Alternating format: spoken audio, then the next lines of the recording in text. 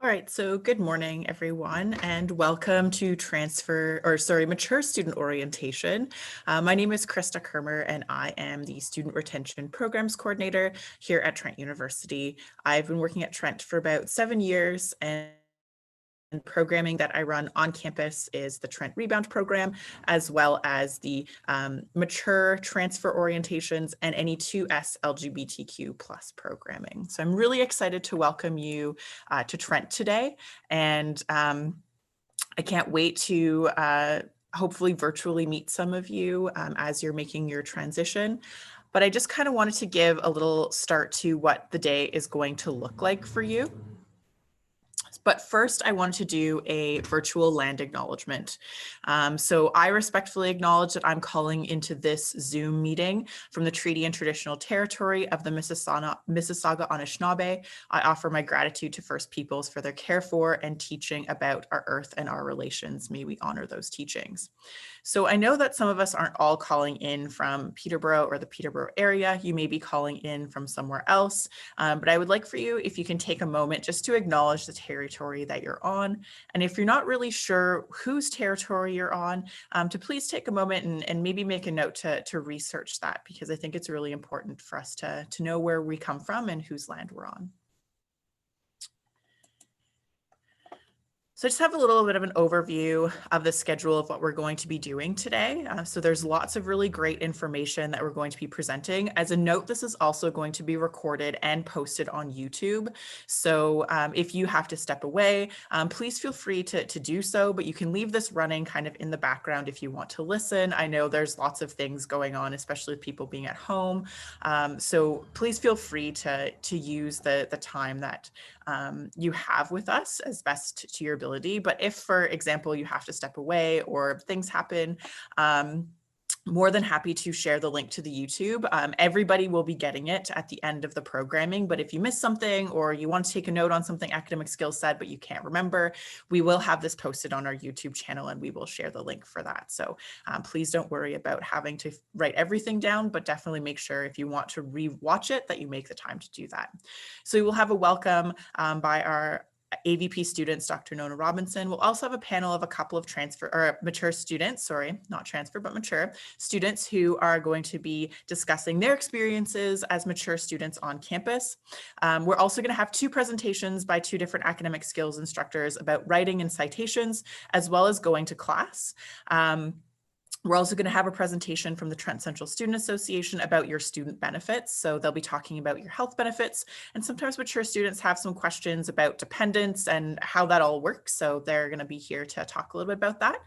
We also have a presentation on the resources and services you can take advantage of. I know that we're in a virtual environment, but there's still a lot of student support that's happening on campus, virtually on campus, but also on campus itself.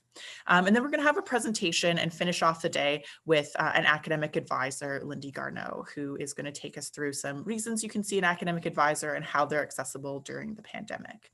There's also a Q&A function. So if you're not super familiar with Zoom, in your little kind of floating menu, there is a Q&A question bubble.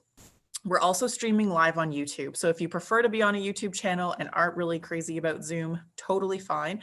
We do have 2 student staff who are kind of monitoring the chat. So we have Elizabeth, who is a rebound guide, a lead rebound guide with me. And we also have Ashley on our YouTube channel who will be facilitating some questions. So if you do have anything, feel free to pop it in the chat and we're more than happy to answer that. There's also going to be some other staff who will be kind of poking around and answering any of your questions.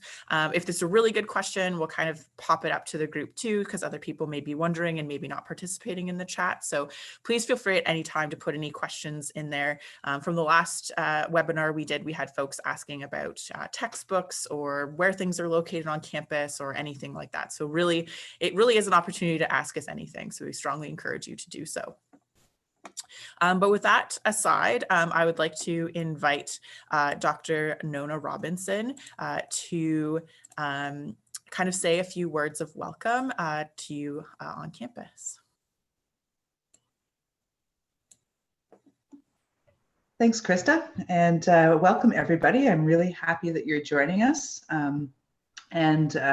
I know that for some of you coming back to school or coming to school a little bit older than everybody else is might be a little bit daunting, but in fact, I think one of the things that when I'm talking to various students who are coming back to school or a bit older, there are a lot of advantages as well. So first of all, I really want to say thank you for choosing Trent. I know that this semester is going to be a little bit different from maybe what you were expecting, but we have been spending the summer basically planning everything out, both in terms of courses, but also in terms of student supports, so that whether you're in Peterborough or Durham, or whether you're 3,000 kilometers away or even 13,000 kilometers away, that you'll still be able to access your courses and supports the same way that you would need to. A little bit about myself. AVP Students is a little bit vague as a title, but basically that means that I oversee a lot of the student services on campus, both in Peterborough and Durham. I work very closely with student leaders. I work with lovely people like Krista, who organize a lot of the events and activities and programming for students. And really, basically, if any sort of issues come up, then part of my job is to try and make sure that they're addressed. So I'm always happy to hear from you if you've got any sort of things that are going on. Just feel free to shoot me an email. I'm easy to find. I'm the only known at Trent. I will say, coming back, as I said, there's some advantages and disadvantages. A little bit for me, I was out of school for 8 years. I finished my undergrad and then went back to graduate school when I was in my early 30s. And it was quite funny because I was sitting there going, okay, nobody really told me that when I do things, plan things out in terms of time management, don't procrastinate very much, hand things in on time, I get really good grades. Who knew? For me, it was about coming back, exercising part of my brain that hadn't been exercised for a while, really sort of getting into the subject matter. I was able to pick the things that I was particularly interested in because I had a very clear idea of what I was interested in, which I think a lot of folks, maybe when they're 17 or 18, totally fair, are not quite sure about yet. So time management was a big thing. Self-confidence was a big thing. Again, especially at Trent, our faculty members, 99% of them love talking to students. They particularly love talking about their subjects. And when I'm talking to faculty members, they'll say things like, you know what, I have office hours, including virtual office hours, and students just don't show up, and they'll send me an email instead. And part of the reason, I think, is because students might be a little bit intimidated to talk to a faculty member. But again, having a little bit more life experience means that you're probably more confident in doing so. And so building those relationships with faculty members is going to serve you extremely well. Some of the challenges, many folks who are a little bit older maybe have different types of life responsibilities. Some of you will be working, some of you have family responsibilities. And so sometimes carving out the time for academics can be a little bit more difficult. And sometimes also you might not feel as connected to the campus, to the university, to what's going on. And again, this year in terms of learning virtually might be even more challenging on that. I think that sort of outside the class connection is really, really valuable. And I know that is something that a lot of older students maybe struggle with a little bit. So I would certainly encourage you, be selective by all means, don't sign up for everything, but check out the different student clubs and groups, many of which are, there's a really broad swath of different things. So should cover most of what folks are interested in. Consider joining one of those. But then the other thing that I think a lot of older students really get a lot out of is there's a lot of programming, academic programming that's done by departments. So for example, anthropology or forensics or whoever else, they'll bring in speakers, they'll have activities, all of those sorts of things. Again, that academic connection, which is also connected to what you're studying, can be really, really valuable. So make sure that you're checking out your department website and connecting with your department administrator, finding out from him or her what's going on, and that's a really good way to get connected as well. You'll be hearing a lot about the student services, particularly the academic supports during this orientation. All of our student services are available virtually. We've converted these services from sort of in-person one-on-one appointments to virtual appointments. So that includes all of the academic supports, academic skills, academic advising, but it also includes things like counseling, accessibility services, all of those sorts of things. One of the things I think that, again, you might have the advantage of it is that you're probably more confident in seeking help early. And one of the things that we always find with students, no matter who they are, if you're running into any sort of confusion or difficulty and you find help in September, often that's when problems are still little teeny weeny problems. But if people wait until December, towards the end of the term to look for help at that point. It's a lot more difficult to recover. So sort of seeing how things are going. If you're running into any sorts of difficulties, please ask. We're all here to support you. And as I said, I'm really delighted that you're joining us. It is a very different year this year, but I'm confident and hopeful that you'll have many great experiences while you're at Trent. And I wish you the very best of luck. Thanks. Awesome. Thank you so much, Nona, for your words of wisdom and support for our mature students. I really appreciate it. So we're going to move on to the next part of our presentation today, which is a panel of some mature students who have come to Trent and are here to share their wisdom with you. So we have Jamie Allen, who is currently working for me in my office, and you will see her a little bit later doing a presentation. And we also have Natalie, who is going to be discussing a little bit about their experiences. So I do have the questions up on the PowerPoint for everybody to see. But I do have the word transferring. However, we are going to be talking about what are your reasons for coming to Trent. Okay, so I'll start with Jamie. So what were your reasons for coming to Trent? Or if you transferred to Trent as a mature student, can you talk a little bit about that? Yeah, absolutely. Thank you, Krista. So hello, everybody. So my reason for coming to Trent University was because it's in my hometown. That was definitely the main reason. So I have previously completed a degree at another university outside of Peterborough. And when I finished, I knew I wanted to get into social work. So I started looking around at the different universities that offered the program. I saw that Trent offered it. So I moved home. I moved in with my grandpa, which was great. So I saved a lot on rent. And honestly, I really like the campus too.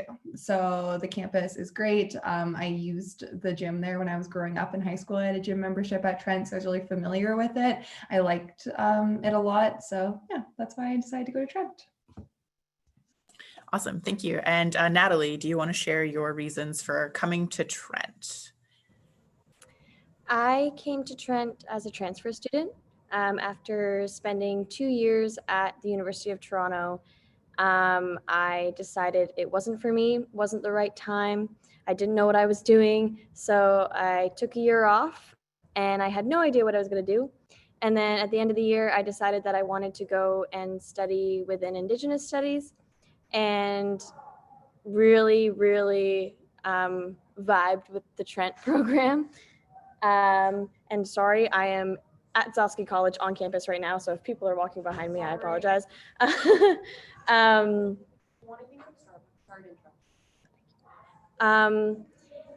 Yeah, that was my main reason for coming to Trent. My father also went to Trent, so he was like, Indigenous studies, you need to go to Trent. So that's why I'm here. And I moved in with my grandfather.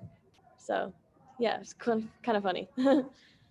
Awesome. That's such a weird thing to have in common, but really cool. So Yeah, thank you so much for sharing. So students can have a variety of experiences when they transition to university. So usually we hear a lot about like students who are transitioning just from high school, right? Like when they're coming to university, like a lot of our promotions and things we talk about with the transition, we only talk about students who are coming from high school. And a lot of the programming is really targeted to students who are coming from high school. So I guess it's two people who are coming to Trent as mature learners, who we define here at Trent as over 21. So I guess like thinking back, like what was that transition like for you? Because especially Jamie, you had completed a degree prior, correct? So just like, can you tell us a little bit more about that transition? Absolutely. So my transition to Trent actually went very well academic wise. So I knew that I wanted to do social work. I feel like I was more motivated to get higher grades. I wasn't like living on residence and partying as much and all of that. So I definitely was more academic focused, which paid off. The social aspect of it, coming in as a mature student, I definitely struggled with a bit more. I didn't know anybody at the university, so that was kind of hard for me because I did know people when I went to my previous university. I went to Carleton and I also lived on residence. So I was able to make connections very fast. And like Krista said, a lot of like orientation events or just events in general are targeted at people who are coming right out of high school. So that was a little bit of a struggle for me. What I decided to do, I really like the gym and I like to stay active. So I joined a lot of classes. Like I can Zumba, like it's nobody's business now. So I joined some classes at the gym, and I would just go once a week to the same classes, and I met a lot of great people through there. And I found different avenues of meeting friends and making those connections rather than just like at a bar on campus or like in your residence. So it was a bit of a learning curve for me on how to meet new friends. I also would just like sit down in class and find somebody beside me who had nobody beside them either and be like, hi, can I sit here? I'm Jamie. And like kind of just go for it. But that was my transition into Trent. The really great thing about the university too is there are a ton of clubs and groups that are available. So that is a really nice thing as well. Awesome. Thank you for sharing. So same question, Natalie. There's lots of people who have a variety of experience when they transition. So I guess like, what was the transition like to Trent for you as someone who is coming in as like not a traditional age student with a different background than what we usually cater a lot of our orientation programming for? I'm 22, so there's not a huge age gap between me and the first years, but when I started at Trent last year, I was starting my degree over again, basically. So I was in a lot of first year classes, and academically, like Jamie, everything went very smoothly compared to the first time I did it. One, because I was older, I knew what I wanted to get out of the degree. I was extremely interested in what I was studying. I knew exactly why I was where I was. So I was definitely a lot more focused, and I was also living off campus. So there weren't as many distractions, that's for sure. But that also presented certain challenges socially. But yeah, it was very seamless academically. A lot better than my first experience at the University of Toronto. Good. Yeah, it seems like you had like some knowledge coming into like your second go around, so it made it a little bit easier to transfer. I was like, I've done this before. I'm fine. Perfect. Let's make it better. Thank you for sharing. That's great. Okay, so now I'd like you to share some specific challenges coming to Trent as a mature student, but also some successes too. Like I think that there's like Nona said, there's as long as there's challenges with every transition, but there's also lots of good things that come out of being a mature student or coming to Trent as like a second post-secondary. So can you provide an example of an obstacle that you faced when you came to Trent, how you resolved it, but also like a strength that you maybe discovered in yourself, like as you were kind of coming through going to Trent? Yeah, for sure. I would say that my biggest obstacle I faced was speaking up in class, just to talk to professors, to raise my hand, to ask questions, to reach out to resources. And I think the reason that is because I wasn't connected socially. So at Carleton, my roommate and I were in the exact same program. So if I didn't understand something in my syllabus or I had to leave class early for an appointment or something, I could just contact my roommate and say like, hey, do you understand this? Or hey, can we go over this later? Or talk to other people in class that I might have known from a different club or group I was a part of. So kind of trying to like navigate through Trent by myself for the first time was a little tricky, and I wasn't really prepared for that. So my like strength that I came out of this with was that like props are people.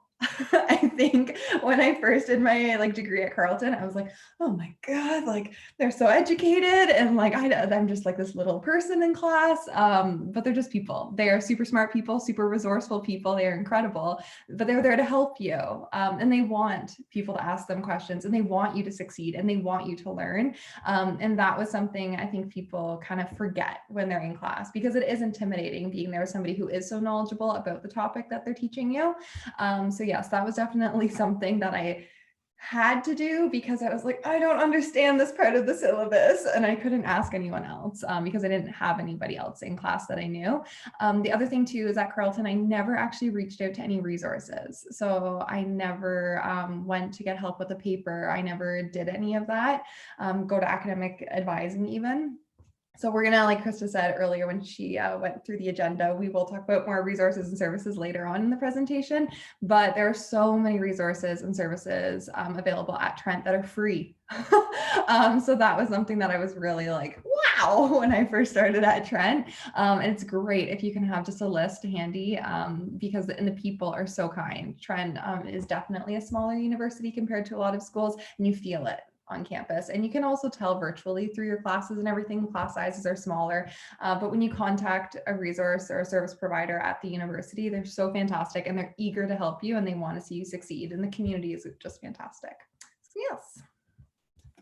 Awesome. Thank you. And Natalie, the same question. So maybe an obstacle that you faced, but also like a strength that you found that you had when you were coming to Trent as like a transfer mature student. I would say my biggest challenge last year in particular was finding friends, really. It wasn't too difficult, but the first few weeks, maybe month and a bit, were a little daunting. Like Jamie said, it was about navigating the campus on your own. Because I was a mature student and a transfer student, and I wasn't participating in like the first year orientation week because I wasn't on campus. There was a disconnect between myself and the first years, but also students who were in upper years and probably like closer to my age, because I hadn't been there from the beginning with them. And Trent is such a small community and everyone is very close. And it's kind of, and that is amazing. That's the amazing part of Trent. But when you're coming in from the outside in like this weird kind of position, it's a little hard to navigate finding who you connect with and kind of like penetrating a group that is so close knit. I solved that by joining the cross country team. I joined a sports team. I met other mature students and other transfer students. And that helped a lot because I realized that they have all the same questions that I have and all the same concerns that I had. It didn't take long to become more comfortable. So I guess my strength coming out of that was realizing that I am not shy at all. And that it really, like, I have no problem in asking for help now, because I didn't have any choice. I didn't have any other choice when I came to Trent. I had to ask for help. Otherwise, I would have been lost. So, yeah. Good. Awesome. Thank you. All right. So for our last question that we have then is, what advice do you have for other mature students? And just a note that if folks who are listening to the webinar have any questions for our panelists, feel free again to put them in the Q&A. If you're streaming us on the YouTube channel, please feel free to also ask questions. And Ashley, who is monitoring the chat there, can send me a message because somehow we can all be so connected and yet be miles apart, which is really cool, but also a little freaky at the same time. So what advice do you have for other mature students? And Jamie, I'll let you go first. Yes, so some advice that I have. So there's like three main things that I could think of. If you have an Instagram account, follow your college on Instagram, follow some resources. This is where you'll definitely get notifications about like events that are going on, different services that are being offered.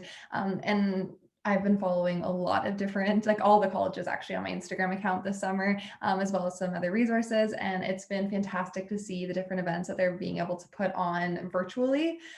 So that's been incredible. So definitely do that. It is a way to get involved. And then hopefully once all this COVID stuff's over and we're not virtual anymore, then you'll be able to see all the drop-in things that you can attend. There are lots of events that happen all throughout the year that cater to different types of needs, different types of interests, and they're often free. So that's fantastic.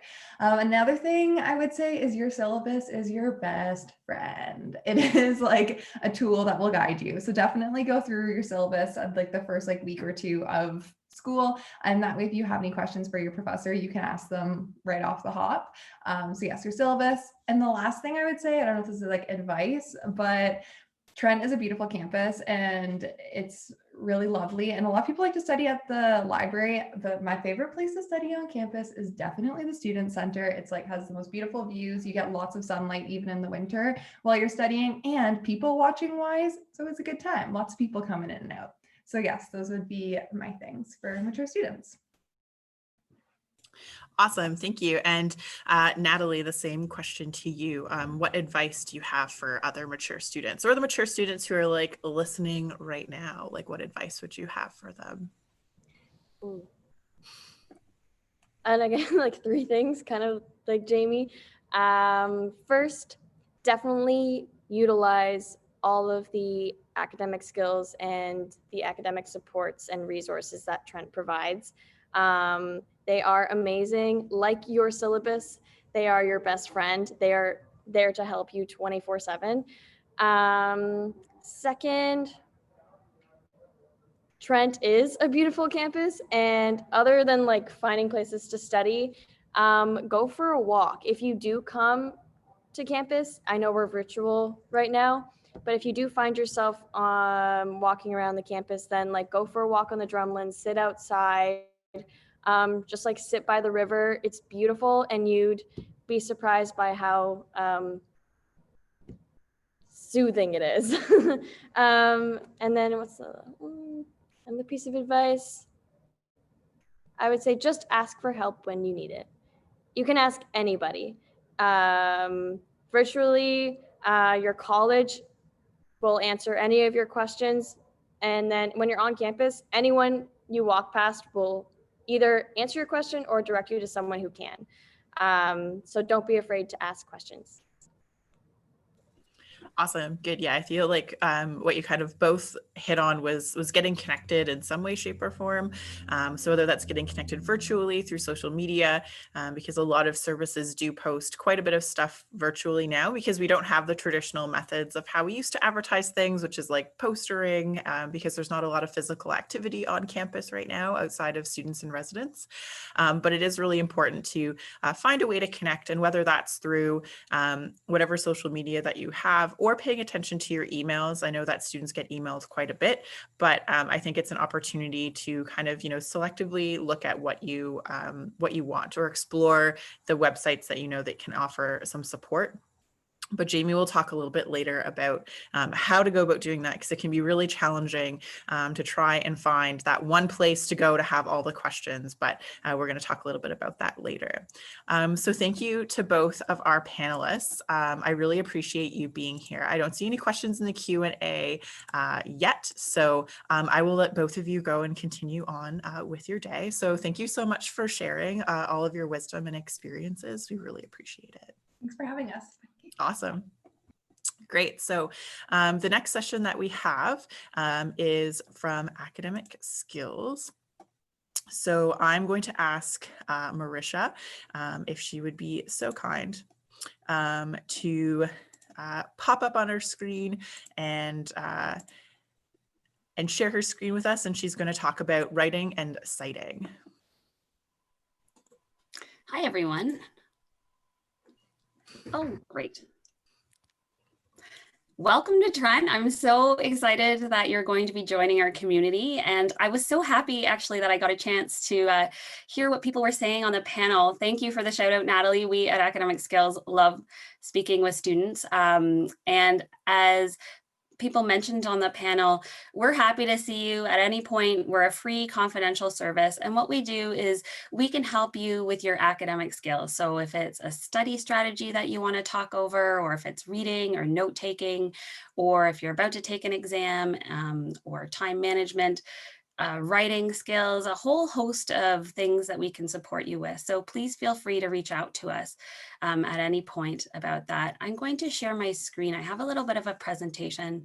I wanted to speak with you a little bit about reading and how to read critically, as well as how to cite, because I think we get a lot of questions about this, particularly from students who've been away from school for a while and are maybe coming back to it. And they just want to make sure that they have all the knowledge before they move forward. So I thought I would review that with you, and please feel free to ask any questions in the chat, and I'm sure Krista will let me know what those are.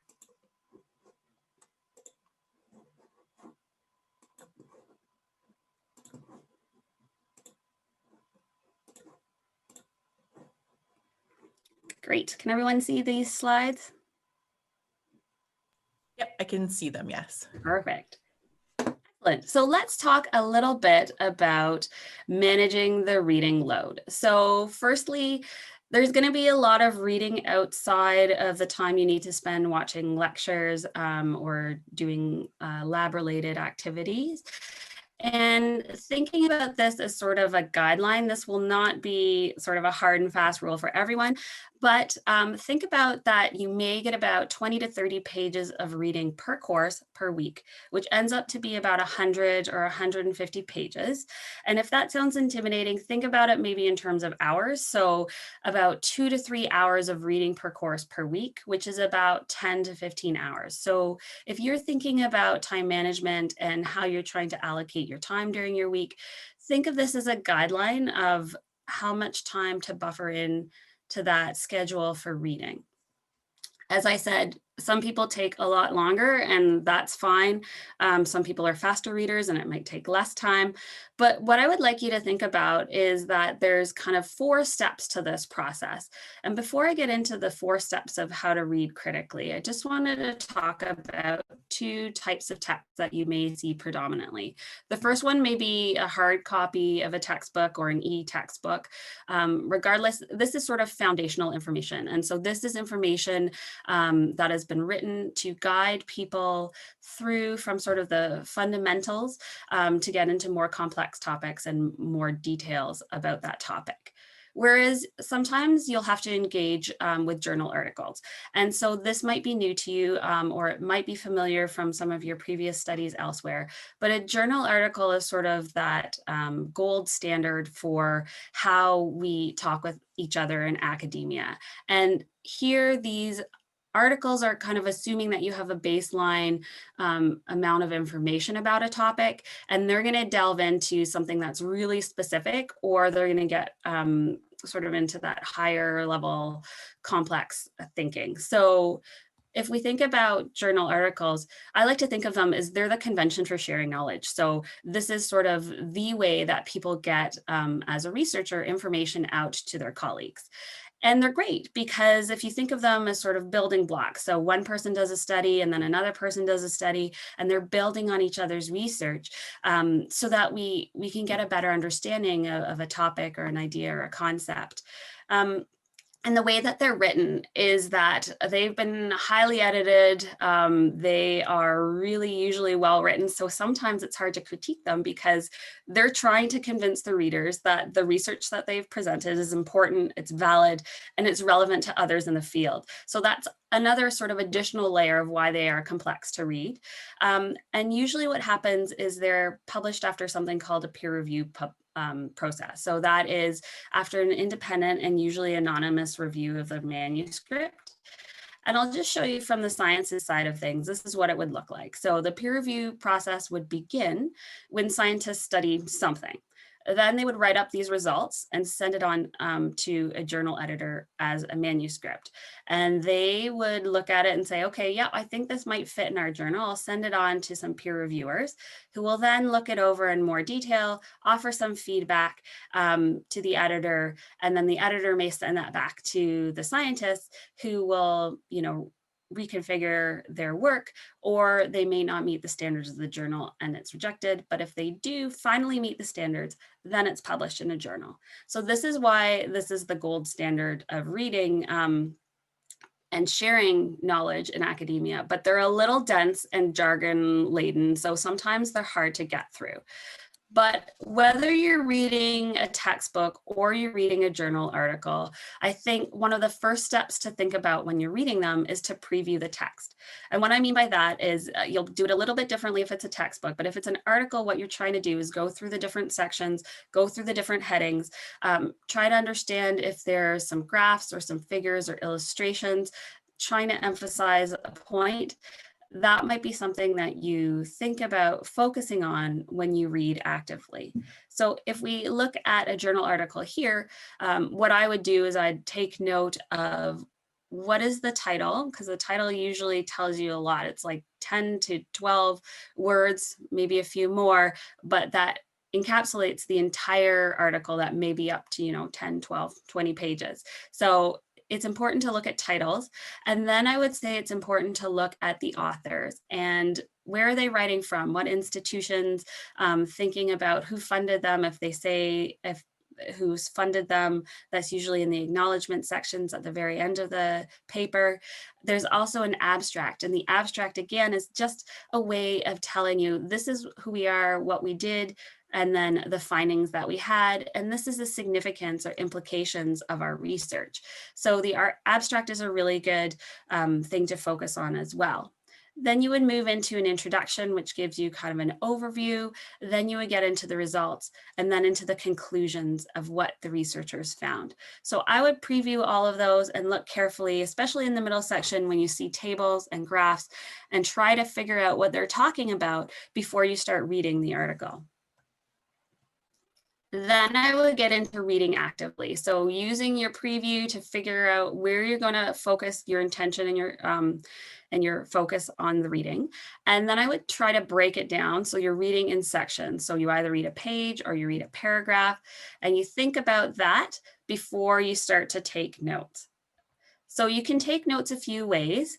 Sometimes you can just annotate things off to the side or highlight notes. Or what you could even do is think about if you want to use a template. So Academic Skills has a template, and you can access this through our website. And it's both for either science articles or humanities and social science articles, but generally it has this format. The first is looking at how would you reference this in the way that you would want to in your discipline, because there's all kinds of different ways and citation styles.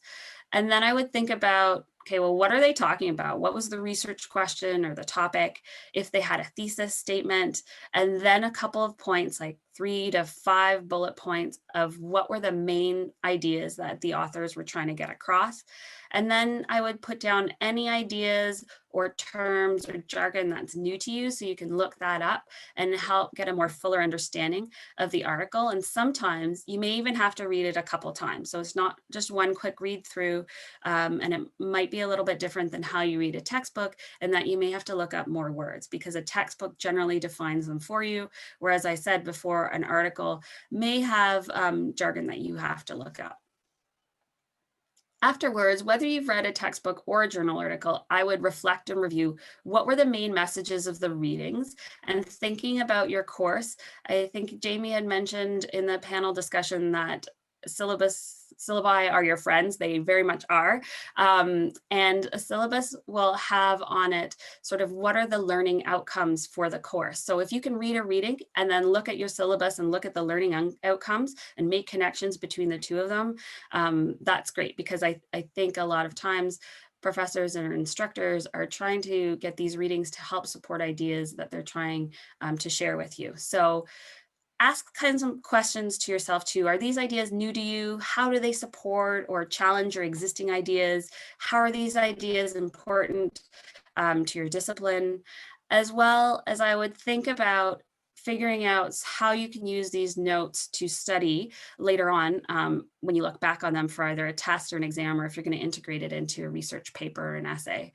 One way that I like to illustrate all the ideas that are in a paper or in a textbook chapter is using a mind map.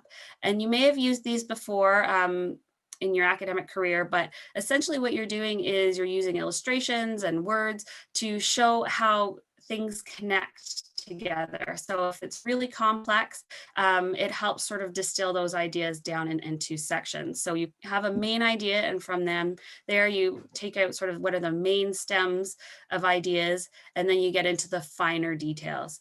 So we can talk with you more about mind maps if you'd like to learn more about that and Academic Skills, or there's lots of resources online about it.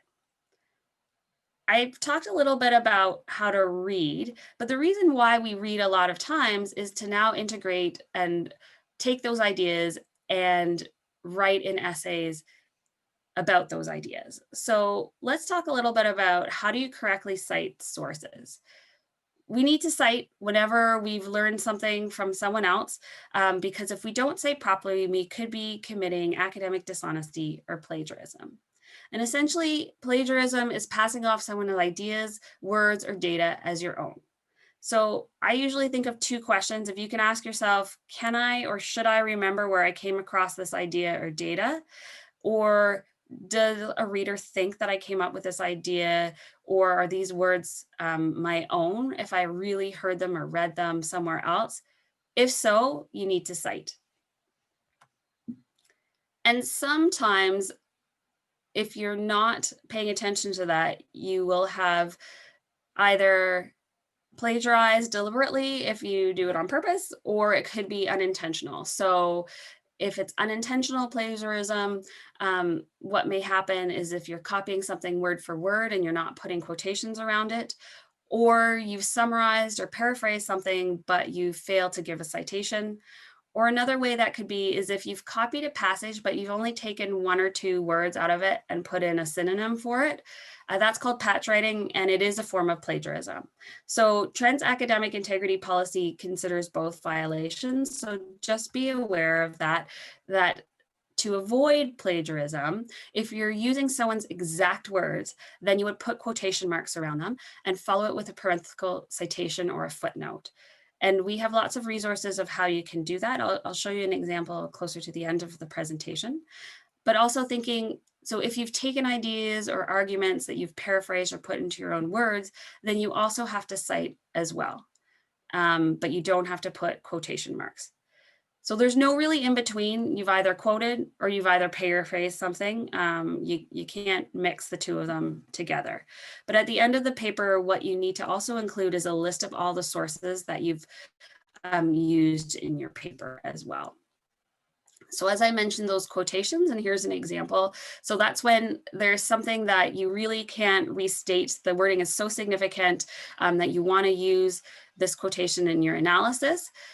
So here it shows in the example that they've got quotations and they've got the citation mark here.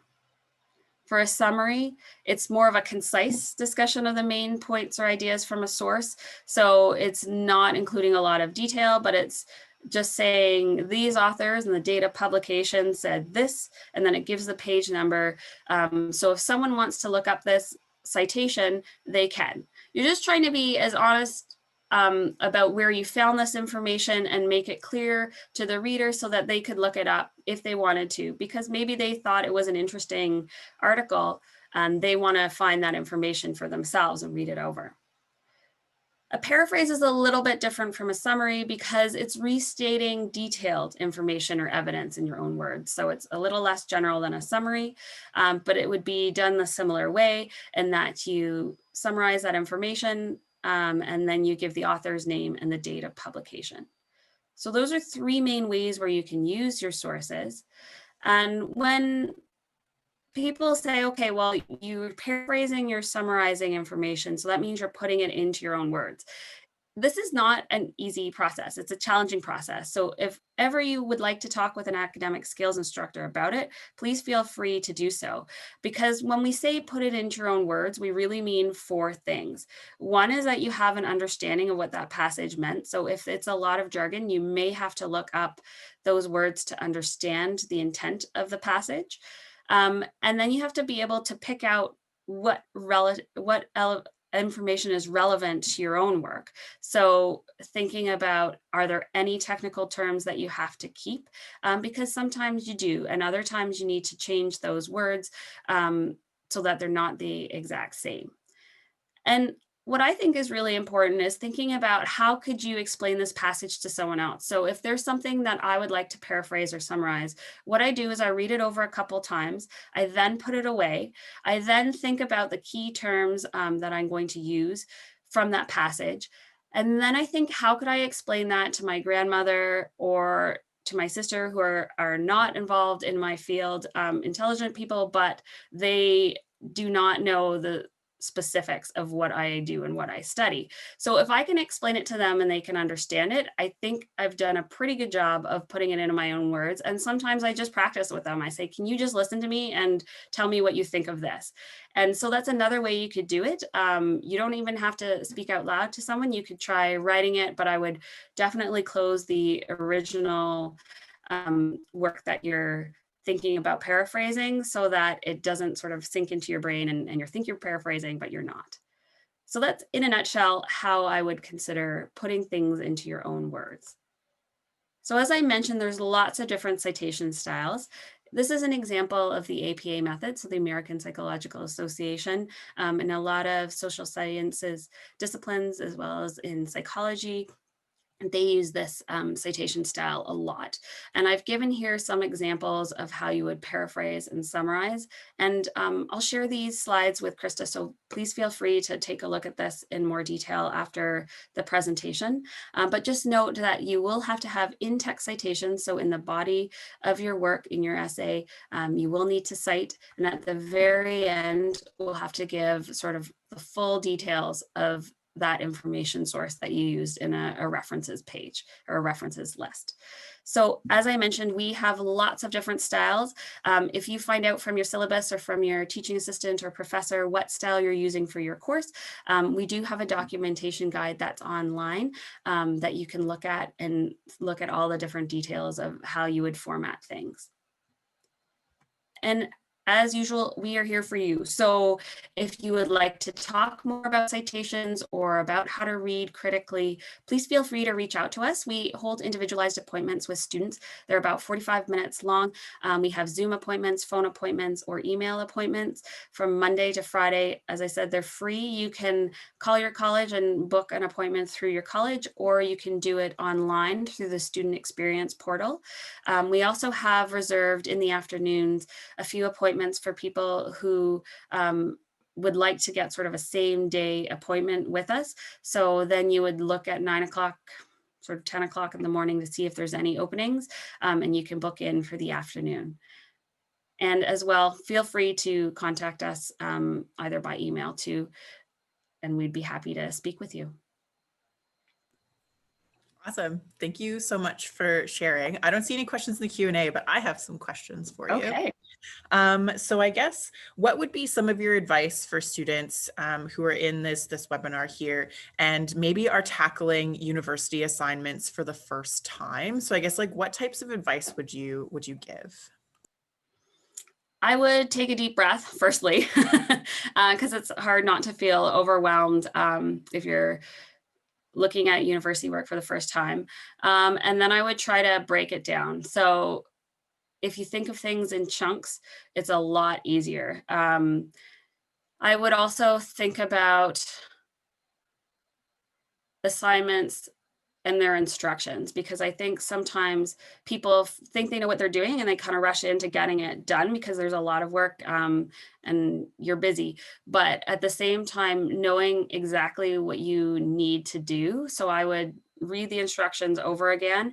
Then I would think about, well, how can I break this into smaller chunks? Once you figured out how to break it into smaller chunks, then I would set sort of mini deadlines for yourself. So thinking about how to get this done before the actual deadline of the assignment. And then I would go from there. I would think too about maybe if you have any issues. So when is office hours with your TA or your professor? When can you contact them for help? If you would like to reach out to Academic Skills, seeing if you can fit that into your timeline too. So not just sort of a streamline, I've got to get from point A to point B, but what are all the little steps I need to take to get there? I think that's one of the things I learned coming back as like a mature student was that I just can't write a 20-page paper in a day anymore like I used to back in the day because I have other responsibilities. So breaking it down into small chunks is really helpful advice. The other question I have is one of the things we hear so often from students is that they feel like their problem or their issue isn't big enough to go and see a resource. And so often they may say, oh, that's not so serious, or, you know, these resources are only for people who have a really serious problem. So I guess like what I would kind of want to know is what would be some of the most common things that you see in your appointments from students, just to kind of normalize that you can see an instructor for any question. You really can. Please do come and see us. I just can't say that enough. The reason I love my job is because every person is different and every kind of issue that they may bring to me is different, but there are some commonalities. And I think a lot of times people are worried about citations. They're worried about paraphrasing correctly. So we can definitely help with that. We can We are a teaching service, so we won't edit and revise your work for you, but we will teach you editing and revision strategies. So that's another big one, I think, is citations, looking at editing and revision strategies. Time management is another one, I think, that people sometimes need a bit of support with. Maybe something that you've done previously doesn't work now, because as Krista mentioned, you may have different responsibilities. And so the focus may not just be on your academic work. You may have a host of responsibilities. So if you would like to talk about time management strategies, we're here for that as well. But there is no issue that is too great or too small. I mean, I've had appointments where someone's come in and we've talked for 10 minutes because they had just one small thing that they wanted to talk about with their citations. Once they talked it out, we looked at it, and then that was it. That was our appointment. You do not have to speak with us for 45 minutes if you don't want to. We book that time in case you need it. But if you take only 10 minutes, then that's fine too. Awesome. The last thing that I have is that one of the things we talk a lot about in Rebound, so like our peer support program on campus, is we try to demystify resources for people. So I guess when a student books an appointment with you, maybe to go over citations, now in a virtual climate, like we kind of know, like when we go to an office, we check in, we sit down, and we wait for the person to come and get us. So I guess like now, just to kind of demystify the virtual atmosphere of like, what would that process kind of step by step look like for a student? Say maybe if they didn't want to turn on their Zoom camera, or aren't very like Zoom savvy and maybe want to do a phone call. So I guess like how would that like work for a student? Yes. Okay. That's a great question, Krista. I love your questions. Okay. So there's 3 types of appointments with academic skills. The first is, as Krista was mentioning, a Zoom appointment. So just like we're doing now, we can speak face to face, and sometimes people like that because they would just want to talk something out. But if you're more comfortable with your screen turned off, that's fine too. If you want just your name, or if you don't even want your name, that's fine.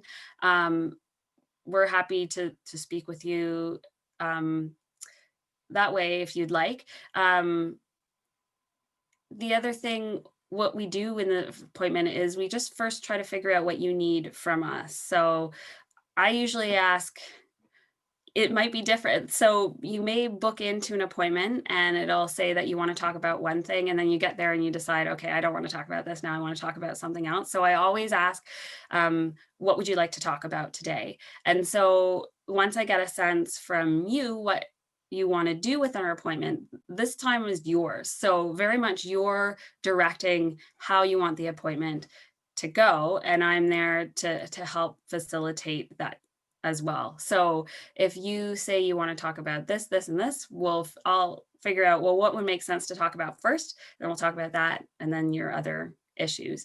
And then usually at the end of the appointment, I give a little check-in and I see, have I answered all your questions? Was there anything else you wanted to add? And then I think about the next step. So I will go through with you, okay, well, where do we go from here? So you've talked about, this is the issue, this is the next step with that issue, this is the next step with the following issue, so that you've got these takeaways and concrete steps that you can use as you leave the appointment.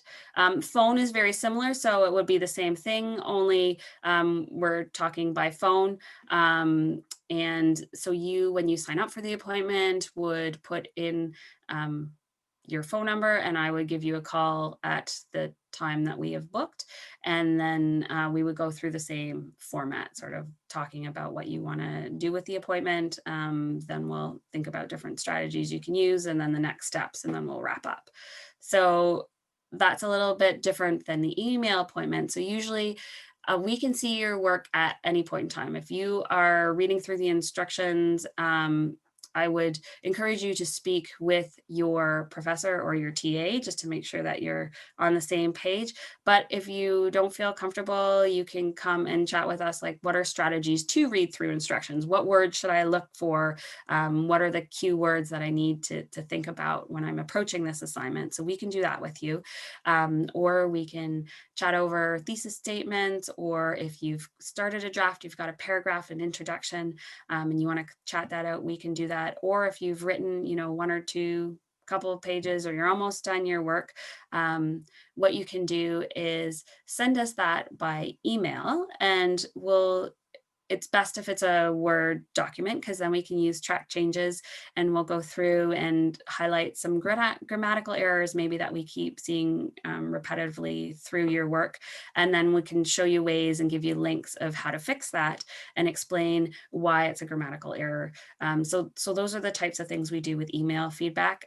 Just be aware that we don't read entire papers. As I said, we are a teaching resource. So what we would do is read a portion of what you sent us and pick out some sort of common things that we're seeing, whether it be with grammar or whether it's with the cohesiveness or flow of the document. And we can point that out and give you some strategies of how to fix it. And then once we've done that, we will email that back to you as a PDF document so that you can go through and pick out those suggestions and then see if you want to incorporate that in your work. Awesome. Perfect.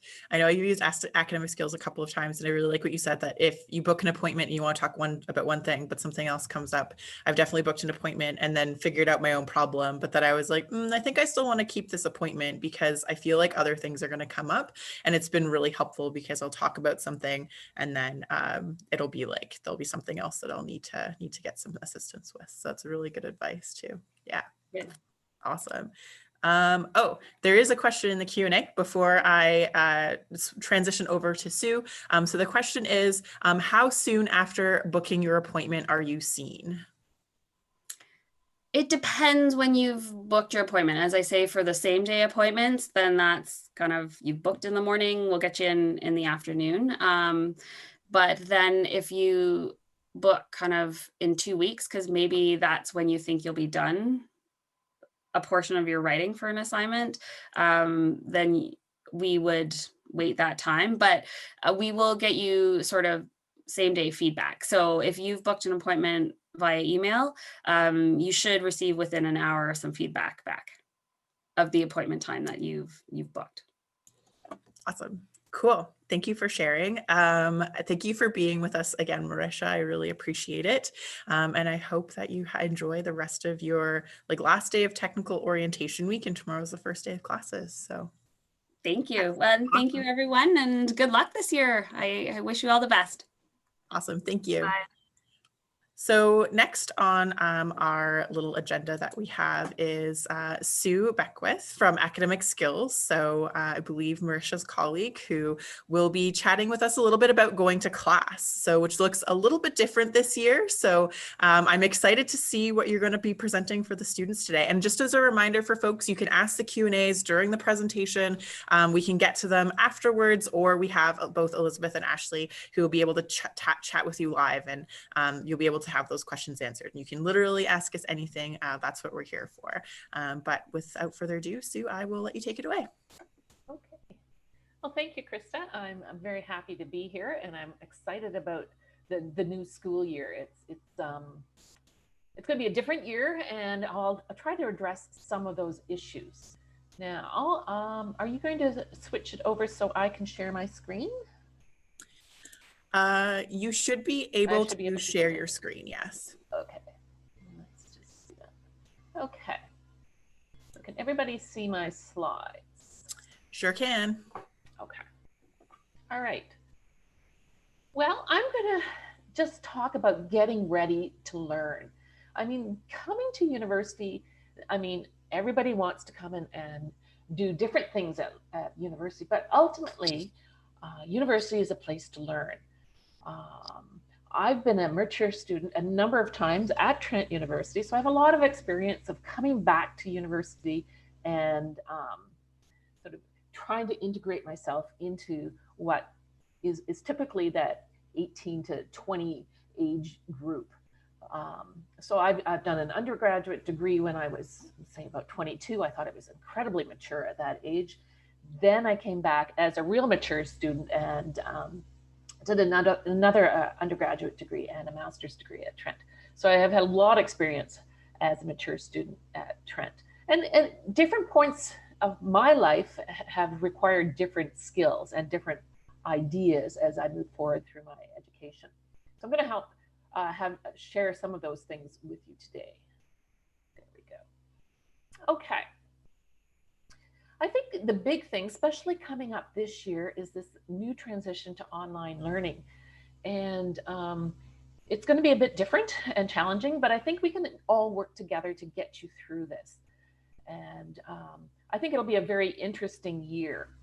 So what are you going to be doing at university, especially with this online learning environment? If you're in the sciences, the types of things that you might encounter as an online learning student are lectures. They could be taped lectures or lectures in an environment very similar to what we have here today. You might have some simulated labs. Those labs, instead of being a demonstration in front of a physical class, they will be a demonstration on some sort of a video platform. There could be workshops, there could be modules, discussion boards. All of these things are all provided online. A lot of them will be linked up through the Blackboard system. So one of the first things you as a student should do is get familiar with that Blackboard system. And in the first week or so, that's sort of your main goal. Get familiar with the Blackboard system, find out what you're going to be doing in each of your different courses. Likewise, in the social sciences and humanities, you're going to be doing lectures again online. Instead of labs, typically they have tutorials and seminars. So these things may be the pieces that will be more interactive with other students, and typically either your professor or your teaching assistant would be leading those tutorials and seminars. There might be some workshops, modules, and discussion boards. So again, all of these things will be provided online, and a lot of different types of modalities will be going into these things. Now, you're going to see these words a number of times, this online learning. There's synchronous versus asynchronous. So synchronous means that it's happening right now, kind of like this meeting here today. We are sharing information on the fly, as it were. It's happening in real time. So these synchronous activities, especially in a first year course, they might be the tutorials, they might be the labs, that type of thing. Usually the time would be scheduled ahead, just so that everybody meets at a common point in time. Sometimes they'll be taped for future reference. So if you happen to miss a particular synchronous online activity, it could be taped, but not always. So you don't want to miss some of these scheduled synchronous meetings because may or may not be taped for future reference. They have, this possibility that there could be many participants in something like this. So for instance, if you're having a seminar, you'd have your seminar leader, which could be the teaching assistant, and then a number of different students all participating in a synchronous meeting. So examples of this would be like a Zoom meeting with a seminar group, lab meetings, discussion groups, that sort of thing. So all of these things are happening in real time. They would be scheduled into your timetable that is published by the university. These things would be at a specific time. The other component is this asynchronous type of online learning. And these typically happen at your own discretion. You can do these activities whenever you want. Once they become available on Blackboard, for instance, if there's a lecture component that comes up in a particular week, you can do that particular viewing of the lecture at any time that you want. And this is advantageous and sometimes disadvantageous. So you get to choose when you complete these tasks, but there might be less interaction with the instructors, for this particular type of instruction. So the instructor would have a taped video. You wouldn't be interacting with that particular instructor, sorry. Examples of these would be video lectures and videos of lab demonstrations, discussion posts, and online text or copies of readings. So these things are things that you will have to schedule into your time in order to get completed. And there's certainly definitely some advantageous some advantages of doing this sort of thing on your own time, but it also means that you have to be in control of your own time and sort of create those time structures of when you get these things done. You don't want to leave 25 hours of lectures to watch just before the final exam, because it would blow your mind out. Okay, the thing that you probably need to look at first, after you found your Blackboard course, you go into that Blackboard course and every single course will have a syllabus. This syllabus, the course syllabus, is like the guide or the Bible for that course. And it really is something that you should refer to many, many times throughout the semester. And it's a really important document. It communicates all the information about that course. It defines the expectations of the professors and the responsibilities of the professors, but also the expectations and responsibilities of the students. So in order to find your syllabus, you should take a look at your My Trent account, find Blackboard for each course, and then find the actual course syllabus for each of your courses. I would actually recommend, this is one document I would print out and actually have a hard copy so that you can refer to it easily on an ongoing basis. So what else can we learn from this syllabus? I think one of the highlights of this would be how to understand the course objectives. These are the things that your professor is going to say, this is what they expect you will learn throughout this course. And it's really important to review these objectives before you hit those exams. Like, what were you supposed to be learning in this course? You go into your exam, you want to know what you were supposed to be learning in those courses. The next level of detail in this document is the identification of course themes. So your professor will have probably on a week-to-week basis given you some idea of what you're going to gain from the course throughout the semester.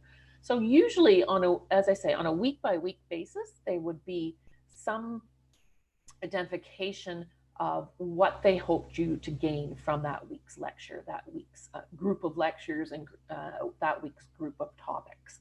So those are the course themes. It's important to keep those in mind as you go through through your course, through the semester, because it helps guide you when you're doing your readings, and it's really important for that exam review and those writing of papers, because it gives you some clues as to, oh, I'm supposed to be focusing in on this particular topic. Some of the other things that are included in a syllabus are really important, is to understand how assessments and deadlines are going to work for that particular course. These are going to be your guides to understanding what's expected of you in the course. So get that course syllabus, print it out, take a look at the deadlines for that course, and then you can start prioritizing tasks. This is a key element of time management. I always recommend getting those pieces together, bringing them together from the number of different courses that you actually have, putting them on a big schedule, a calendar, that all together. You don't want any surprises. Oh, I forgot that particular piece from that course. You want to make sure that you plan for those deadlines ahead of time and then prioritize those tasks. The syllabus also gives an outline of what the class schedule is, what the readings are, the different types of lectures, videos that you will have to watch for that particular week. So again, a very important component because it guides you to those particular elements on a week-to-week basis. So my recommendation is to refer to the syllabus frequently throughout the semester. Have that printed copy on your desk, put your deadlines on a calendar, and refer back to this on a weekly basis, because you need to know when the schedule of readings. You have to know what the particular class schedule or what the class schedule is. It may be, as I said, a video of a lecture, but it also might be those synchronous labs or tutorials that you have to actually attend in person on a Zoom call. So learning from online lectures, it sort of follows the same pattern, I think, as learning from an in-person class. But basically there's 3 components for attending a class or attending a lecture or actually viewing a video.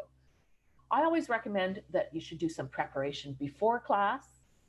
There are things to do during the lecture, and then there's some review after lecture. So we'll go through each of these different components. And this is to ensure that you get the most out of all of these lectures. So what do you do before class? We've already talked about the syllabus. So it would be advantageous to examine the syllabus, figure out the theme for the week. What are you expected to learn during that lecture? So you can sort of listen to the lecture with a little bit more understanding of what it is you're supposed to get out of that lecture. It is recommended that you read before class. So trying to complete all these readings before class, take notes from readings. I know Marcia did a little bit about this in the previous session, and I will discuss this a little bit further later on. A really key component is being able to go into those lectures, go into those videos and say, yeah, I understand because I have read these readings before I went ahead. And again, be prepared for that lecture. If there are any notes or PowerPoint slides or something that are posted on Blackboard that are related to this particular lecture, print them out. A lot of people use those as the basis for their notes. So yeah, it's a very key thing to have those before you actually go and start listening to the class online. So what do you do when you're actually in the lecture or listening on a video or something like that? So what's happening during this presentation? So the idea is to actively listen and to take notes. It's a very important element of actually attending a lecture. And there's a difference between hearing a lecture and active listening. Active listening. Hearing is just basically writing down every word that they say. And that's just a transcription kind of an exercise, not as helpful as it could be. Active listening, however, is something a little bit beyond of just hearing what they're saying. It's actually thinking about what is said and actively bringing your attention back to the instructor. Sometimes your attention can wander a bit, but it's active listening would be bringing your attention back to what is actually being said. Also, active listening doesn't mean that you have to write continuously. Note-taking can be in such a way that you don't have to write down word for word every single thing that the professor was saying. It could be more of a selective note-taking. So we'll take a look at that a little bit deeper here. So during the lecture, make these notes brief, emphasize key phrases and terms. You can highlight, you can use different colors of ink, make it visual. Anything that will help you when you go back and start looking at your notes again to bring back into your mind what was actually being said. Use abbreviations. Put in lots of white space in your notes. I think this is very important because you can often go back and say, okay, after the lecture, I can put my reading notes and my lecture notes together. So having that extra white space is important because you can actually add in some elements at that time. The other point I wanted to talk about here is handwritten versus digital notes. I think this is a personal preference because some people really, really like doing digital notes. Other people like handwritten. I think digital notes might be more challenging this year if you're actually listening to a lecture online and then having to actually write notes digitally as well.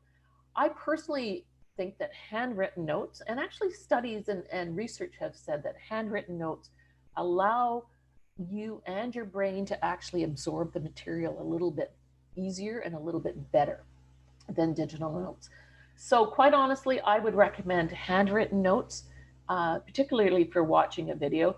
But if you're really, if you feel that you're only able to do digital, then digital is the way to go for you. So here's one method of note taking that seems to work very well. It's come from Cornell University in the States. And basically what it does, it divides your paper into sections. So one section here is the Q column.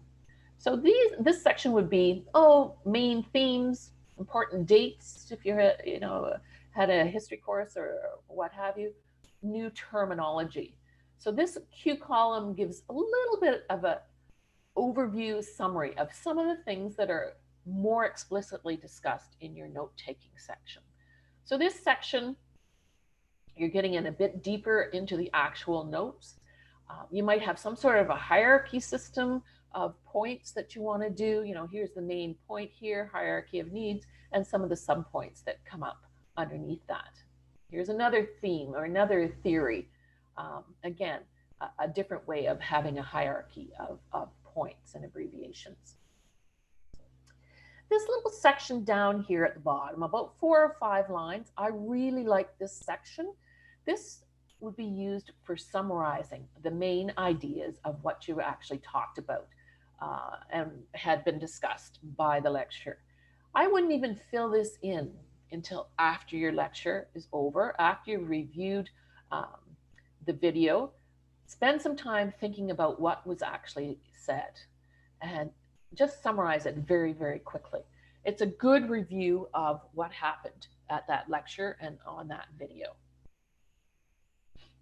So that leads us nicely into the review after lecture component.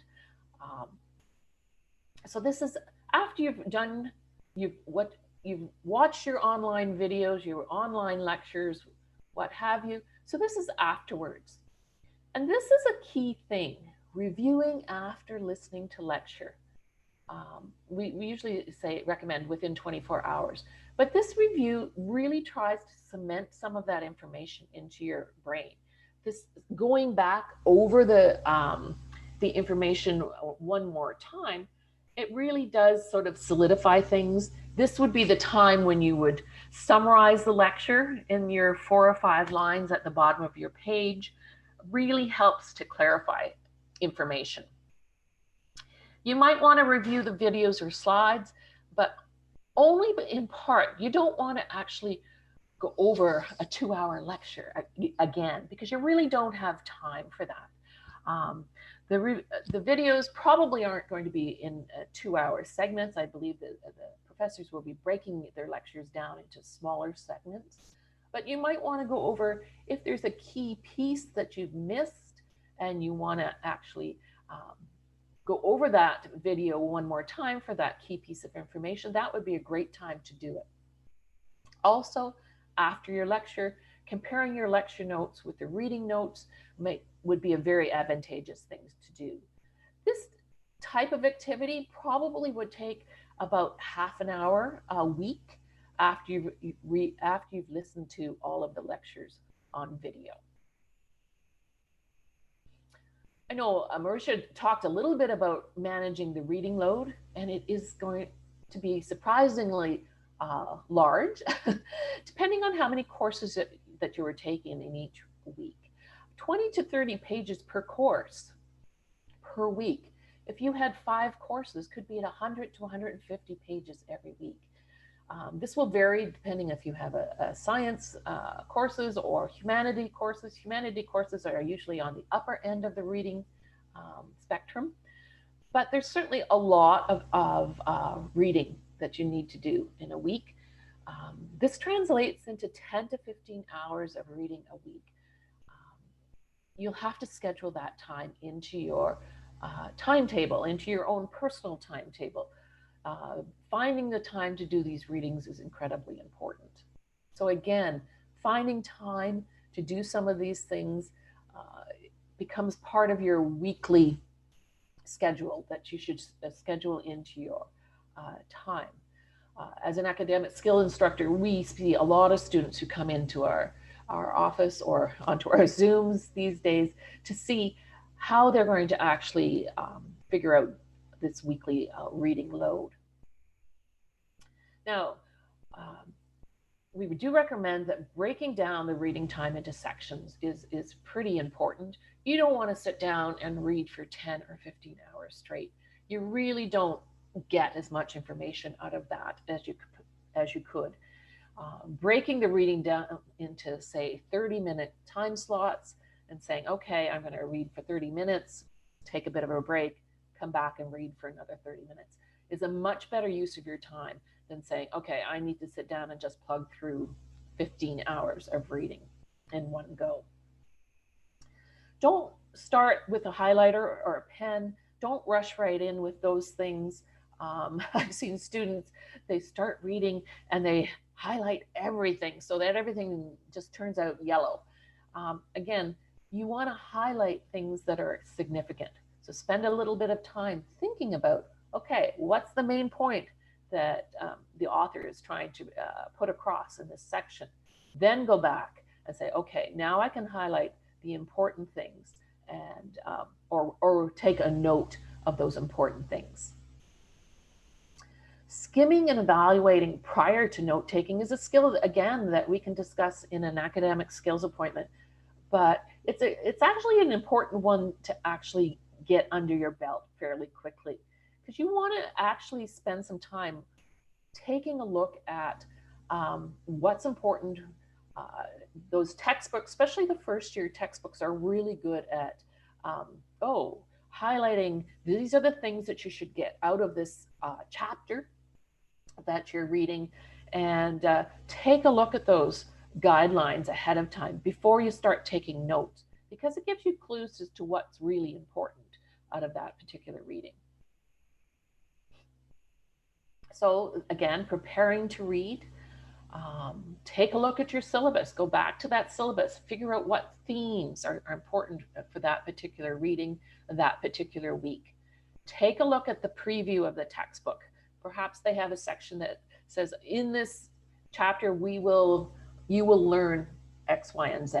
So those things are pretty important to take a look at before you dive into the book or the text.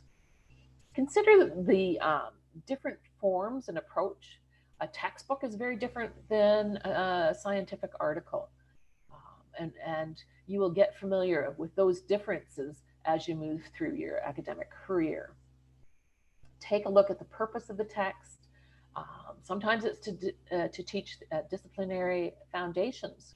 There are definite distinctions between disciplines as to where that discipline is focused. So spend some time thinking about those sorts of things. Ultimately, what you really want to do for all of your reading is figuring out, okay, what's the main idea that the author is trying to say? What are some of the key issues or their key findings that they're actually talking about? And what is or are some of the main arguments of the texts? Different types of reading that you probably will encounter are the textbooks, argumentative articles, particularly common in the social science and the humanities, but they do come up in the sciences as well. Scientific articles are a different beast again. And then the things that I've outlined here are where to look for some of these main ideas or key findings. So, this chapter outline in a textbook, if you're looking at an argumentative article, look at the introduction and conclusion, because that will give you some really good hints as to what is important in that article. The scientific article, I would focus in on the abstract and then just the discussion section. And those two areas would give you the key elements of that particular article. Okay, so when you're reading, so during this process of reading, it's very similar to the process of listening to a lecture, but it's the idea is to read actively, to really focus in on your reading, to be present, pay attention, and to focus on your reading.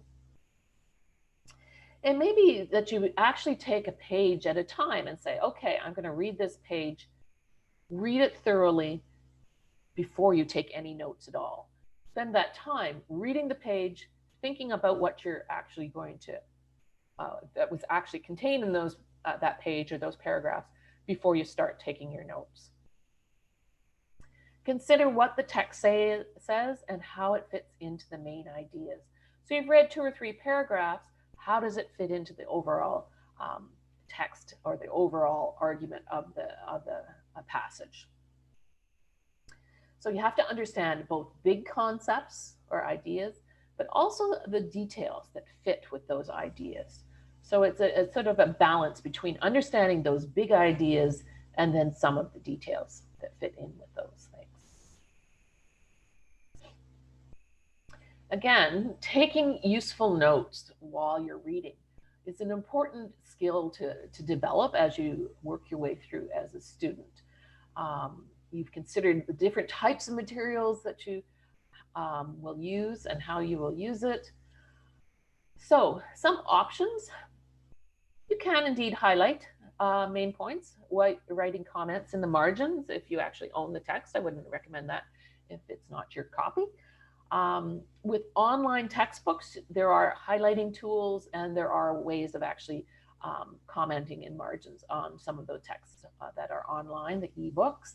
But it's also worthwhile to actually comment and make bullet point forms on a piece of paper.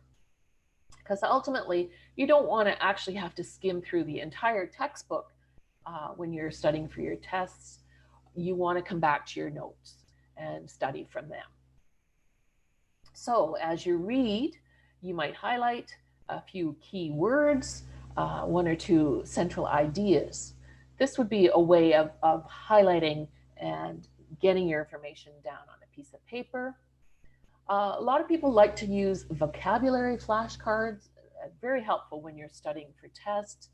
If you create these flashcards on a weekly basis, again, it's a type of review, and it ultimately, you would have a stack of these available for studying for tests. After you've finished your readings, it may be time to stop and say, okay, what was the main purpose of this reading? And how does it fit into the course as a whole? You know what the course themes are, you know what the overall objective of the course is. How is this particular reading helping you with those particular things? If you have weekly quizzes or assignments, these readings are, and obviously the reading notes and your lecture notes are what you need to use before you can actually go and take those weekly quizzes. The weekly quizzes are particularly prominent in maths and sciences, but some of the social science and humanities courses will have these as well. So use your readings, take your notes from lectures and readings, and use them for these weekly quizzes. A lot of the textbooks have some really good tools as well. At the end of each chapter, there might be some practice quizzes, there might be some questions, review exercises. All of these are good tools to look at the end of each chapter. A lot of the textbooks have companion websites. For example, the Human Anatomy course has got a companion website that goes through some of the tools that you need for studying human anatomy.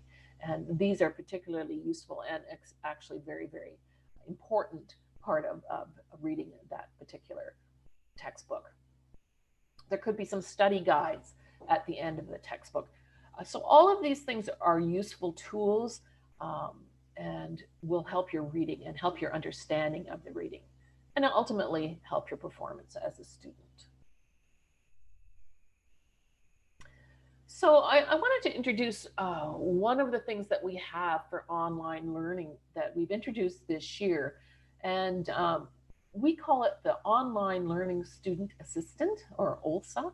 These students are actually embedded in your Blackboard courses. I believe there are 33 different courses that have online learning assistants. And these are upper year students who are there to help you navigate through your online learning and the online learning process. They do not talk about course content. That would be your professor or your teaching assistant. But there's also a lot of other things that you need to help you navigate through this online learning environment. So quite often the OLSA will have office hours where they'll be able to answer your questions one-on-one. The OLSA will set up a Zoom time and only admit one person in at a time so that they can have a little quick chat about setting up a timetable or how to take those notes online. They can give you some tips about those sorts of things. There will also be some OLSA group activities. So for instance, a lot of them will be structuring lecture watching parties. So if you're the type of student who might put off watching those lectures, they will designate a time and say, okay, from 5 to 6 on a Thursday, you're going to actually sit down and we'll all watch a video of human anatomy, for instance. And interspersed with that, they might just say, okay, let's stop the video for a moment and let's practice taking notes. What notes-taking strategies have you used in order to, as you go through that particular video or that particular lecture? So these will be helpful as you move forward with your learning how to take notes and learning how to get the most out of your lecture watching. So I think this will be a very important tool. So where are these OLSAs located? They are on your Blackboard. There are, for the courses that have an OLSA, there will be a link on the left-hand column. It would say OLSA. And if you click on that, under that, there will be a little video that introduces your OLSA to you. There will be other resources that will link you to other resources that you can learn from, all within your particular Blackboard course. So I think it'll be a very useful and worthwhile resource for students who are trying to navigate this online learning environment. And now Marisha has talked about how to talk to us at Academic Skills. We are performing remote appointments, both if you wanted to submit some of your writing, if you wanted to talk to us via Zoom, or if you want to talk to us via phone appointments. So you can call your college office. Any of the college offices would be able to set up an appointment with us. You could also go to our Academic Skills website. I always say you can memorize this great big long URL, or you can just Google Trent Academic Skills, and it will take you to the Academic Skills website. A lot of information is on there. This website is actually amazing because we get over 80,000 hits in an academic term, but it's also the place where you can go and book an appointment with us. And again, these online resources that we have at Academic Skills are really helpful. I mean, if you're stuck at 10 o'clock at night and you can't get an appointment with us, this is the place I would go to. So again, Google Trent Academic Skills, and the online resources are extremely helpful, whether it's an issue about taking notes, time management, or citation issues.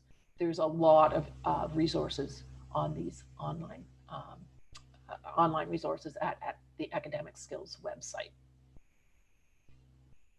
So I think that's it for me. There's Chris. Awesome.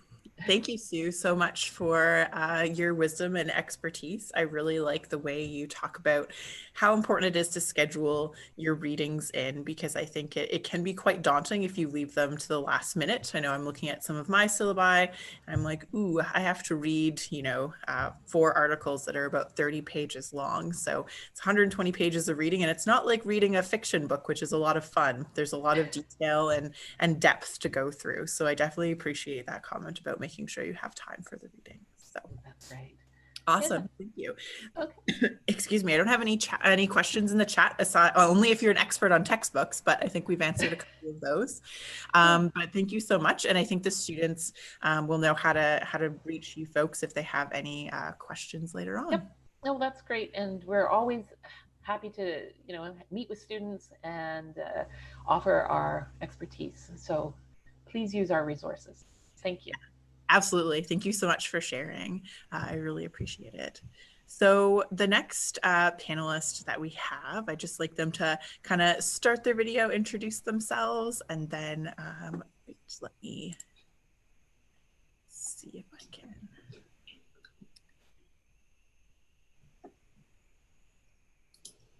It's just saying, Krista, unable to start video, host has stopped it. Oh, that's me, because I have to video you. Oh. All right. So thank you, Tracy. So if you want to share your screen for your slides, or I can share it for you, either one works. But I want to introduce Tracy. So Tracy is the operations manager at the Trent Central Student Association. So Tracy is going to talk a little bit about the benefits that you receive at the Trent Central Student Association as an undergraduate. So some health benefits, as well as other benefits being an undergraduate student. And also, if you have other benefits to, like maybe your partner works somewhere and you have good benefits, or you working full time and you don't want to double pay, how to like either collaborate their services or opt out of them. So yeah. Absolutely. And I am trying to share my screen, but of course it's now saying system preferences aren't what they need to be. So if you're able to, Krista, that would be fantastic. And I also just want to give a heads up warning. I'm on campus today, which is fantastic. I'm so happy to be here to chat with everyone. Oh, I think I've got it here. It says Zoom, of course. Right. We are scheduled to have a fire drill one of these moments, and I'm not 100% sure when exactly that's going to be. So we'll have to play that one by ear. I'm the fire warden. I will have to stand up and evacuate with everyone else, but that's my warning right there. But really happy to be here and chat with everybody. I was a mature student at Trent back in 2002, which is as long ago as it feels. And it was a fantastic experience for me. And it was the second best decision I've ever made in my life, short of having my daughter. So, you know, I can appreciate where you are now and wanting to come back to school. And I think it's fantastic. And I wish you the best of luck. I did want to provide some information on the TCSA. So we are the Trent Central Student Association. We're Local 71 of the Canadian Federation of Students, and we represent all undergrads at Trent University. We host many things in terms of events, lobby efforts, advocacy for students. We assist with running transit on Trent, so we work with the city for that service. We have funding for grocery assistance, funding called Apple, which is to help students who want to go to conferences. We're adding more funding this year in reaction to COVID and some expenses that students weren't anticipating back in March. Have a student discount map. And one of the biggest things that we do, one of our most important services is, of course, the Trent Benefits Plan. So I guess I can't flip that, sorry, Krista. So all students at Trent have access to the Trent Benefits Plan. So although we represent all undergrads, the Trent Benefits Plan that we administer is also administered for all graduate students, George Brown College, ESL, Durham students, everyone at Trent works under the Trent Benefits Plan. The eligibility changes depending on your student's status. Unfortunately, the undergrads for TCSA students is probably the trickiest eligibility, where you have to be enrolled and billed in a minimum of 1.5 credits in your starting term, so in September. And they all, one of them, at least one of those credits has to be with a home location, so you can't be only web only. So if you find yourself falling out of that eligibility, you are obviously welcome to opt in. You just need to contact myself and I'll provide you with the paperwork, and we'll get that happening for you. So just to note that if there's any question of whether or not you were automatically charged, you can check your MyTrent. If you click on your student accounts and your the bill, it'll open it up, it'll tell you what it's comprised of, and you'll see the charge there. And if not, just feel free to let me know, and then I can help you get on the plan. So coverage for the plan is quite extensive. It's one of the best student benefits plan in Canada. We cover prescription drugs. We have the coverage for that is split between generic and brand name drugs. So the percentage of coverage changes depending on what medication you're taking and also how it is delivered. We have extended coverage for paramedicals. So this is massage, chiro, physio, psychology, and social work visits.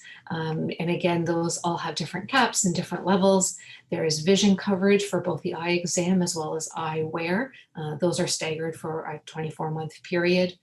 Extensive dental coverage with $1,000 coverage capacity every year. Travel and accident coverage as well. So it's very extensive. Their website, and I will repeat it at the end of the presentation, trentcentral.ca. It's run through Student VIP and Blue Cross. And so if you go to that website, you will see that the host Student VIP has listed all the coverage for you and all the caps and what they entail.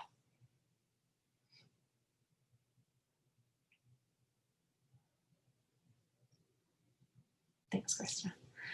So some people don't require this coverage. Some people like to combine this coverage, and we encourage students to use or not use the plan as best suits them. If you have alternative coverage that's comparable, you are welcome to and encouraged to opt out of the plan. It is a full refund. The refunds are provided by e-transfer. I think I wrote direct deposit here as well as an option, but we're trying to pull away from that because it's more expensive and it takes longer for banks to do their thing, whereas e-transfers are quite quick. We do have to wait until the end of September when I receive the final eligibility list from finance confirming who actually paid for the plan, and then refunds are processed in the middle of October. So that's your option. If you do not wish to have the benefits plan, we do encourage you to opt out. The deadline is September 30th. So you have until September 1st until September 30th to opt out of the plan. And again, you go to our website, trentcentral.ca, and just click on the opt out button to make that happen. You will need to log on, register onto the Student VIP website in order to opt out. And what that does is it helps confirm that you were eligible to opt out because you've been charged. It also holds your information for future years, so it's easier to opt out next year. The opt-out does only stay in force for 1 year time. The other option, if you do have alternative coverage, is to keep the benefits that we provide and combine them to maximize the coverage that you do receive. And of course, you're also eligible to add dependents, which is those are children, to the plan. The cost for adding dependents is the same that we would charge the student, and the plan is exactly the same as well and runs for the same duration of time, which is September 1st to August 31st. Thanks, Krista. So using your plan, the Blue Cross portal for myself, and I think a lot of students, is probably the most direct and easiest way to access the plan. It will submit, you can submit claims simply by taking pictures of your receipts with your phone. You can track claims, you can print statements. And it's just the fastest way to get money back into your bank account. You do need to indicate your banking details so that direct deposits can occur. So if you're unable or unwilling to do that, you are not able to utilize the Blue Cross portal for submitting claims. And there are other options, obviously, to submit claims. They are all on the website, on the trentcentral.ca website. They range anywhere from emails to faxes to the old-fashioned mail-ins. So once again, trentcentral.ca is our website. If you click on services and benefits, you'll get to the studentvip.ca. Either way, you'll get to that final destination. And then if you do want the Blue Cross portal, just click on Blue Cross portal button on the left-hand side, and it will let you know how to register and what information you need to make that happen. It takes 2 minutes, and once you're registered, you're good to go for the year. So one of the things that we've added this year, that we've focused on this year, I should say, and have built up, are the remote services. So under the Direct to You Health Hub, we have started with direct to you prescriptions. So this is the capacity to have your prescriptions delivered to any location that has someone there that can sign for you or yourself. So a lot of prescriptions actually come to the TCSA office. Now, things are a little different this year, so we don't know how busy it's going to be, but you are more than welcome to send prescriptions our way. When you use the direct to you prescription service, you can maximize your coverage to 100% for prescription drugs. So if you are on a generic medication and take direct to you, the coverage is 100%. You are out of pocket, zero money. So it's recommended, and it's really easy. And again, it can be delivered anywhere in Canada, and just needs someone at home or at a business to sign for the package, which is delivered by FedEx. There's also direct to you doctors, so you can have virtual doctor visits, physical therapy. Myself and my daughter, actually, we had utilized this over the summer with physiotherapy, and quite frankly, I was a little not sure how it was going to go, but I've actually learned to really enjoy it, and I found it quite effective.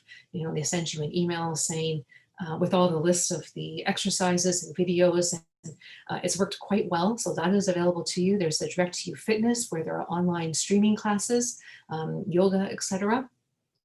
A wellness library, and then finally counseling under the I Am Well app. You will find links to that in our website, but you download the app from the App Store. If you click I Am Well, how it's typed there.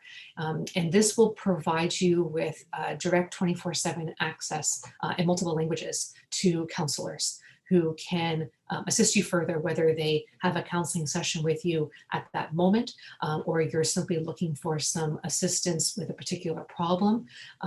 They will assist you, and can also provide referrals into the community if the suggestion is to continue your counseling off of the app.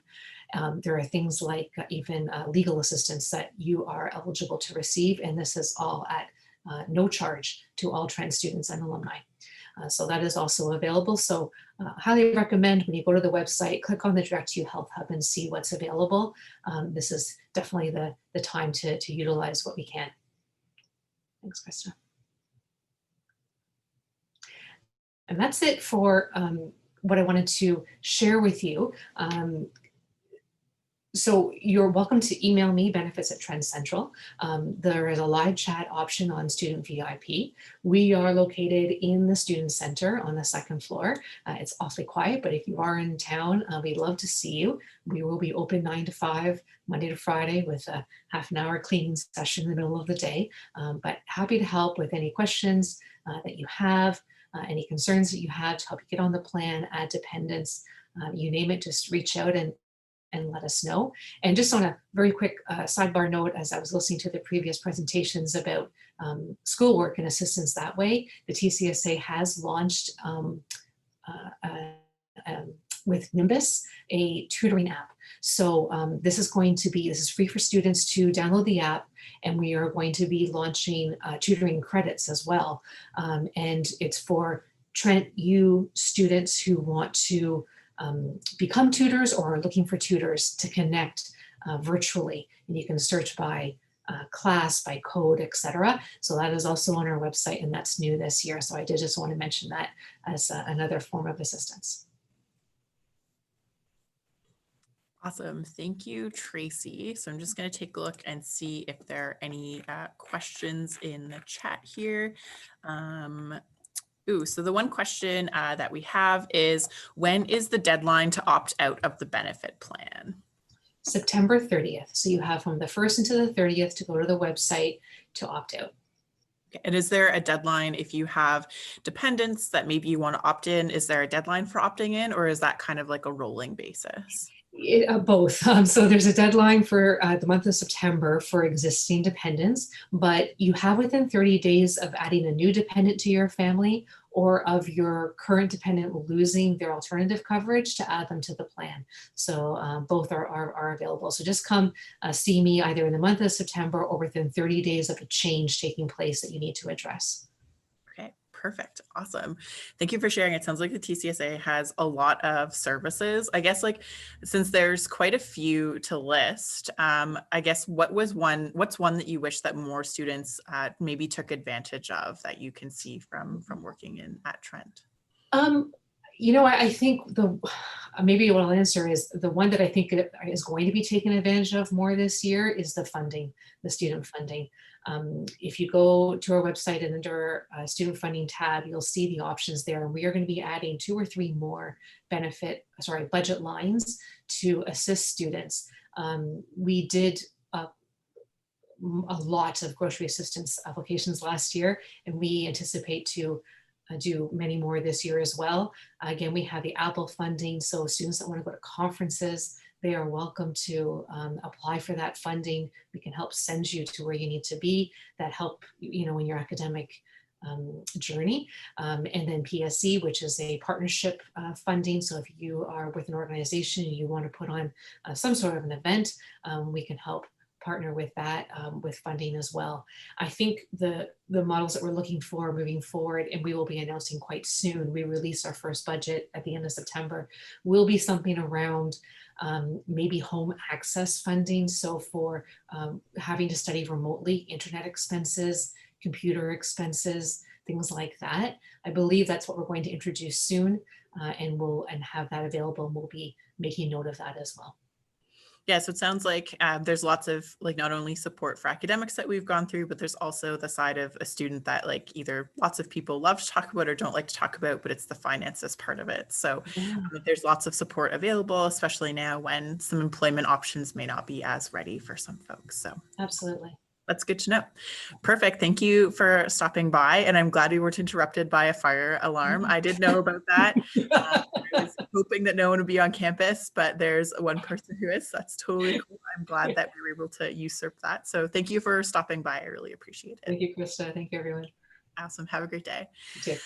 So the next presentation that we have is someone who's returning to us again from earlier. So we have Jamie, who is on our panel, who's worked for the Rebound program as well as the summer portfolio this year. So you may recognize her from some of our Instagram lives if you follow the Rebound program on Instagram. She's a pretty familiar face. So I'll just let her take it away. She's going to talk a little bit about some of the services on campus. And again, the Q&A is open. We have lots of people who are totally available to chat.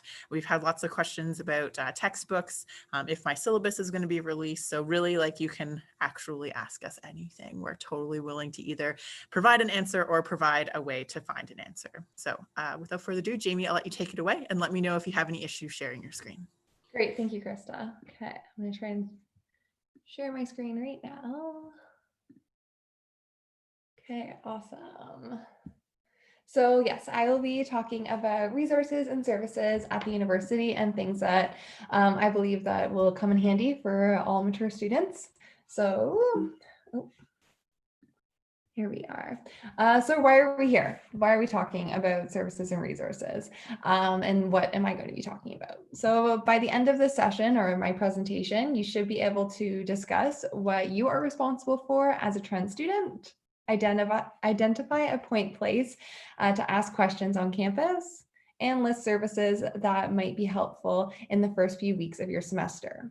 So why is this important? It's important because understanding supports and resources available to you at Trent can make your transition a little bit smoother. So I know a lot of the other presenters here today have been talking about services that they offer, as well as services that they like at the university. So I'm sure you all have heard about a lot of these, but we're jumping in. So to jump in, I'm going to talk about kind of an analogy that I like to think about with resources and services.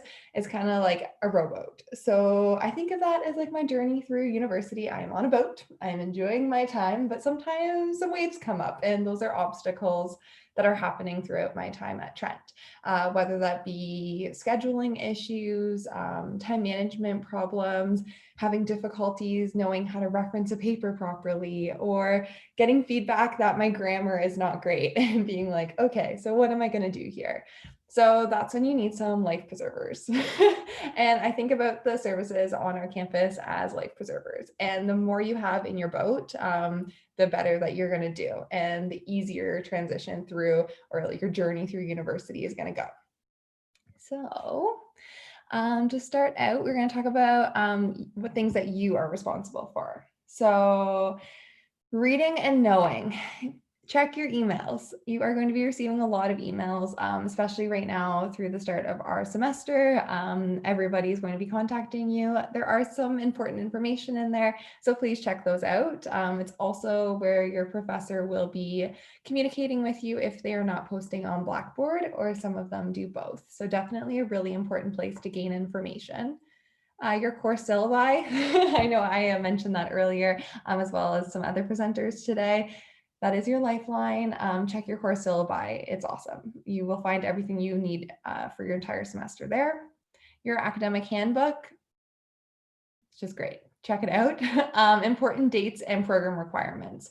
So you want to know your program requirements to make sure that you are meeting all of every single step that you need to be able to complete your degree. So somewhere awesome to go for that is academic advising. You can make appointments there through the student experience portal. So you can type in trentu.ca/SEP and make an appointment with an academic advisor through there. And they will also be able to help you out and either say like, yep, you're on the right path, or they'll be able to give you some suggestions on, okay, so maybe next semester you take this course, or you needed to have achieved a 65 average in this course, for example, and if you didn't, then they can help you out there and figure out how best to navigate. And then your important dates. So when you're going through your syllabus, you will see important dates for your courses that you're in. Some places where you can go is like Rebound, for example, which is the peer mentorship program. And I was a Rebound guide, or still am a Rebound guide, and have been for a little over a year now. And that is where you can go to help keep track of your important dates and all of your scheduling, as well as academic skills. So yes, so being proactive, that is something you're also responsible for. Advocating for your needs or accommodations. If you know that you have certain accommodations that you need to help you be successful at the university, you want to reach out. So whether that be going to SAS, Student Accessibility Services, or just going to Blackburn and stepping in and being like, hey, I think I would really do great with some counseling. Or maybe you need, you just know that you would like a peer mentor throughout your time at Trent, then hit Rebound up. Your health and well-being. So knowing when to ask for help. So if you feel like you don't have enough life preservers in your boat to help you through your semester and be as successful as you would like to be, or as successful as you believe you can be, then definitely ask for help. It's better to ask before you start, not drowning, but like going down. Yeah, and then that way you have those on board with you. So the next slide here, I have sometimes we aren't sure what we need until we need it. That's the great part about coming to an orientation like this or watching it, because it is going to be recorded, is you're getting to know a lot of different resources that you can access at the university and understand the services that are available to you before you might even need them. So by the end of the orientation today, hopefully you can make it a goal to have particular like a point person or a place that you can go to ask questions. So maybe you saw somebody today throughout the presentation and you're like, well, they seem really nice, or they seem super knowledgeable, or it's just somebody you remembered. Email them, drop them an email and say like, hey, this is what I'm struggling with. Can you tell me where to go? Can you direct me in the right path? I saw you in the mature orientation. So that's a great way to start. Other places you may go is academic advisor, the college office, so that if you don't know your college, like what college you're affiliated with, you can find that out on the MyTrent portal, or really if you're just walking through Trent and let's say your college is Lady Eaton, but you're at Otonabee and you see the college office, there's nothing to stop you from just like popping in and being like, hey, so can you please direct me in the right like direction? Everybody at Trent is really nice. And even if like you aren't completely affiliated with, or if you're not affiliated with that particular college, it's okay. You can still ask some questions, but starting with your college office is a great place. Someone else you know who went to Trent, yes. So if you know some alumni or if you know some people who may be an upper year student, definitely asking them and seeing like, hey, did you ever experience this? And where did you, oops, I skipped the slide there, sorry. Hey, did you ever experience this? This is what's going on with me. Can you give me any recommendations? Can you let me know what you did in this situation? What worked for you? Talking to upper year students can be really great because they may have experienced the same thing, a similar thing, or know somebody who's gone through what you're worried about, or maybe a concern that you have right now, and be able to point you in a really great direction. So the next slide here is services available to kickstart your semester. Yes, so students offering support to other students.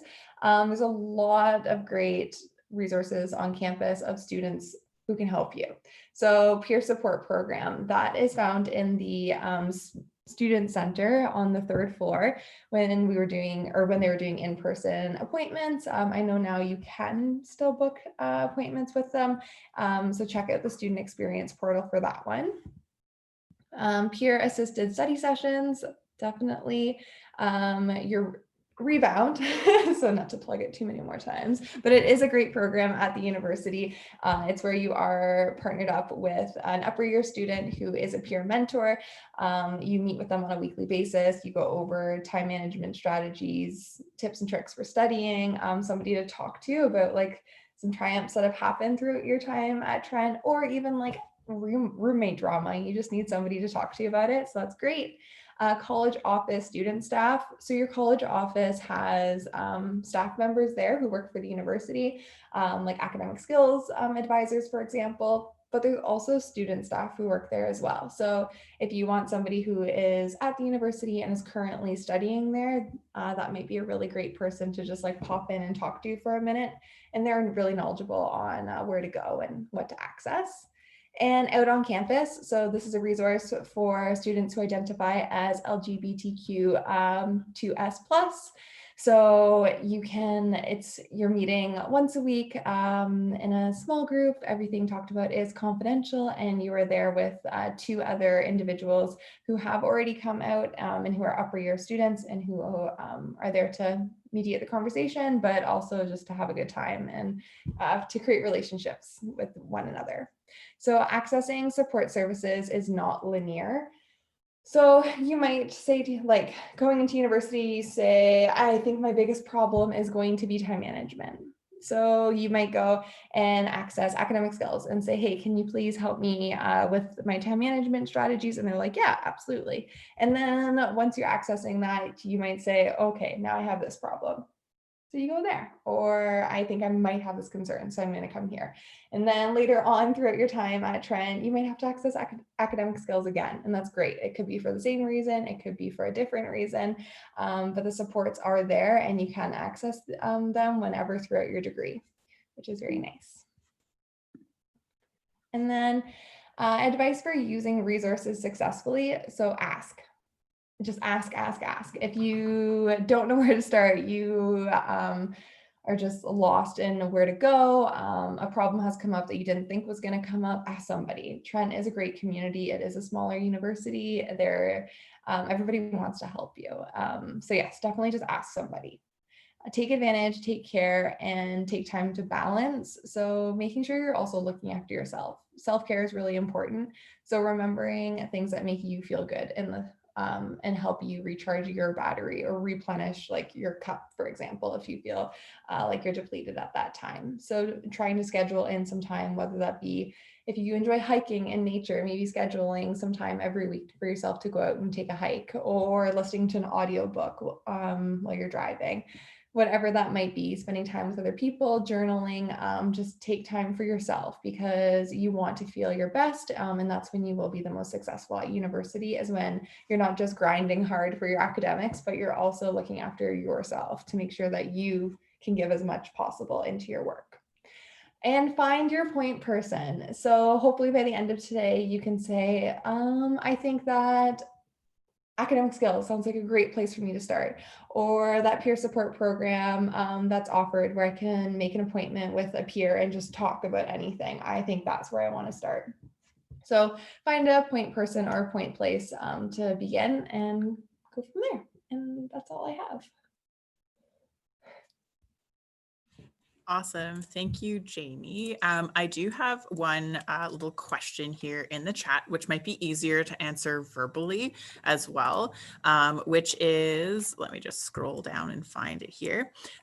So there are 2 classes that start online and not entirely sure what time they'll be starting. Will profs post things on Blackboard or email the link, or like how does that kind of work? So I guess like with your experience working with students over the summer or maybe some in the fall, like I guess like what would be the way that you would answer that one? Yeah, so first of all, confusion is so normal. I feel like a lot of professors do things differently and what works best for them, which is great. And they will get the information to you. It's just every professor has a different style. So if you're already checking Blackboard, you're already checking your email, you're at the right place. So I would definitely say check the academic calendar and see if that course is starting this week. So even though classes are starting this week, is it your Tuesday course that you're looking at, your Wednesday, or is it like a Thursday, Friday course? Because classes this week are starting later in the week, right? So if it's the Tuesday course, for example, that information might not be posted until next Monday or Tuesday. So definitely just checking that out, your schedule. And then from there, just wait until the class starts, which I know is so nerve-wracking, and it just like feels good to have everything in front of you. But I've definitely been in classes before where the professor doesn't post the syllabus or their slides until after the class, which is like, Lord, for me. For some students, that's okay, but I like control and I like to have everything in front of me. So definitely just like being patient if you can, because some professors like to go over the syllabus with students, especially first year students, because it can be very overwhelming. There's a lot of information that's provided. And if you're not used to going through a syllabus, it can be like, oh my gosh, like, okay, this is here. And the professor might want to actually get like share their screen with you and read it out and then send it to the class. So yes, I definitely say just patience if you can, but I know it's like hard. Yeah, and there's also a difference between having web-based courses and like online in-class courses. So Sue may have touched a little bit on this too, right? Where you can look at your academic, like your schedule that you have, which would be in your academics tab. So like what your course schedule looks like. And if you don't see your course on there, it's probably because it's a web-based only class. And that's something that you can kind of start around your own time. So, you know, like your class will start on Thursday, but like if it's a web-based course, you kind of go through and look at the deadlines that the faculty has set for you. But if it's like an asynchronous course or synchronous course, that's something that like it's having a live class, that information would probably be posted on your Blackboard. But again, like it's kind of up to the professor as well to make sure that you have all the information. So if you don't have the information, you're not doing anything wrong. I just want to kind of normalize that it's not like it's hidden somewhere, that you have to go through 12 or 13 different quests to, you know, each challenge being more difficult than the rest, to make sure that you can find the information. that if it's not there, that is the responsibility of the professor to put there. And like Jamie said, that can be really challenging for people who are nervous and experiencing a lot of anxiety coming into their first day of courses. But generally the first course is like an overview of what's happening. And again, like is something that is important, but also like they're not going to be, you know, giving you a quiz on the first day of classes. So generally it's a little bit more relaxed and just an introduction to some expectations of the classroom and learning, which is important to attend, but it's not like they're going to be giving you your midterm on the first day. So just to soothe some anxieties about that as well. The other question that I have for you, Jamie, is can you describe a little bit about how Rebound could help a mature student? Yes, absolutely. So I have worked with quite a few mature students through my time as being a Rebound guide. And I would say the most common thing that mature students come to me with is their schedule. Definitely. It's a lot of mature students have a part-time job or a full-time job on the side and might be like a part-time or full-time student. But a lot of mature students also have families. So it's kind of balancing like childcare and making my kids games and doing all the things that I need to do as a parent or a guardian, but then also going to work and getting my classes done and everything, looking after myself. So Rebound's really great because we offer a bunch of different scheduling techniques and we can cater them to you. So this might mean nothing, but like we have a 24/7 schedule, 2-week planner, 4-month calendar, like lots of different schedules available that we can go through. And your Rebound guide is there to support you. So if they're like, hey, this is what I have, and you're like, I don't know if that really meets like my needs, they have something else available for you. So definitely like remembering that like they're there for you and to support you. And if they don't have it on them right now, they'll get it for you, or they can refer you to another resource to help you. So that's a great thing too about Rebound is all the guides are very aware of the different services offered at the university. And if they're like, you know what, I can help you with A, B, and C that you just came to me with, but your other thing that you would like a little bit of assistance with, I think I know somebody that could be even better resource for you than myself, and refer you to that relevant resource. So I would definitely say scheduling, but also tips and tricks on studying. That's something that I go through a lot with mature students, especially students who have been out of university for a long time or college or whatever it may be. So going through how to like read, for example, like effective reading methods even. I know that that was touched on earlier today by academic skills, like how to read effectively, but Rebound can also help you with that as well and go over those strategies with you. And I think one of the other things that students have quite a bit of anxiety over, and I've received quite a few emails about it, is Blackboard, right? I think that it's like become this like kind of big scary demon that everyone hears these stories that Blackboard is challenging to navigate, and that lots of people have struggle with it a little bit. But I think what's really interesting with Blackboard is I've kind of looked at it a couple of times and I've been like, ooh, Blackboard, like maybe this is really struggling. But like actually when I click through it quite often enough, like I'm able to like actually navigate my way through. So I guess, you know, with your experience using the platform, I guess I just don't want people to be like terrified of it, you know, like, so I guess like what would be, we do offer webinars actually as a side note, but I'll let you talk a little bit about that. Okay, thank you. Yes. So Blackboard is daunting for sure. When you like hear it and when everybody's talking about it, you're like, oh Lord, what am I getting myself into? It's not. So once you kind of dive into it, it's pretty straightforward. Everything that you need is there. It's a great tool to have. It's where the majority of your professors will communicate with you. It's where you submit your assignments, your course syllabuses or syllabi are there. And that can be daunting even to hear that there's so much information all in one area for sure. But the best thing to do is just log in. Just log in, start by clicking courses at the top. That's where I would start. You're going to have a bunch of tabs and just start with courses. For me, that's where I like to start because it breaks it down. You know how many courses you're registered in, you know the names of those courses, and start with your favorite one that excites you the most. That's what I would do, and see if that syllabus is posted. So if you're taking an anthropology class and you're like, dang, this looks cool, just start on that one, click it, open it. and go to your syllabus. So it's going to be in there somewhere. And if it's not, it probably won't be posted till your first day of classes, like I said. But if it's not there, try another course and start going from there, and then just explore. You can't click anything wrong. There's nothing in there that you can like mess up. So don't be afraid of that by any means. If you can download the app on your phone at some point in the semester, I have found that that's really, really useful because if my professors are posting my grades, then I get a notification and it's like, yes. Or if they just want to communicate with me as well, it's there. And like Krista said, Rebound, our Instagram page is pretty good. So I would definitely go over to the Rebound Trent account on Instagram if you have Instagram and check it out, because we have posted there a webinar where 2 lead rebound guides have gone through it and kind of like picked apart where students might struggle or talked about some anxieties and gone through it step by step. So that's really nice and a really great tool to definitely go to. But yeah, I would honestly just like jump in and go to your favorite course.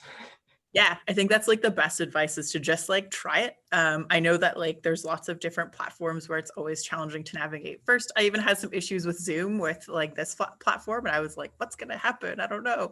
But I think it's a really good advice that there's nothing you can mess up in there. And Rebound does have, our YouTube does have a live stream of a webinar that we put together for Blackboard, which is on there. So if you're still not really sure and want to watch other people click through it, please feel free to watch both Ashley and Liz go through Blackboard. We are offering them weekly throughout the end of September, or the last 2 weeks of September and the first week of October.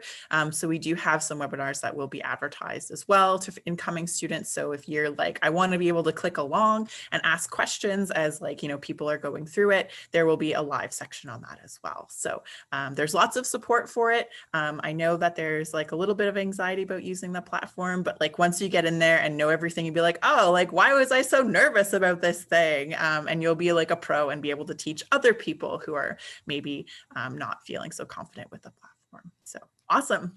Thank you, Jamie, for sharing. And again, our Instagram is Trent Rebound. If like anybody is super interested in following us, we post lots of fun things, and we also post upcoming webinars. So thank you.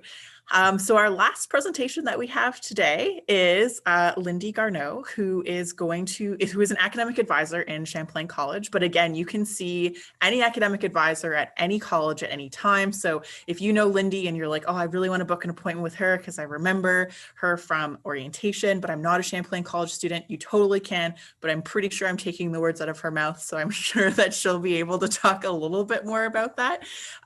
So I will let her take it away. Thank you, Krista. Thanks for that wonderful introduction. I'm just going to share my screen, and so bear with me as I try to do this.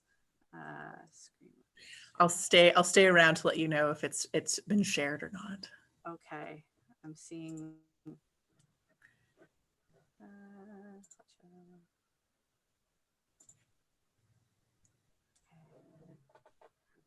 Are you seeing it? Yep, so I can see the presenter view. Okay. All right, so that's not, so how do I?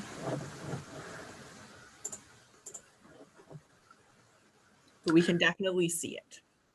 Okay, so you can see what I'm talking about, and then you can see what's coming up. Is that what you mean?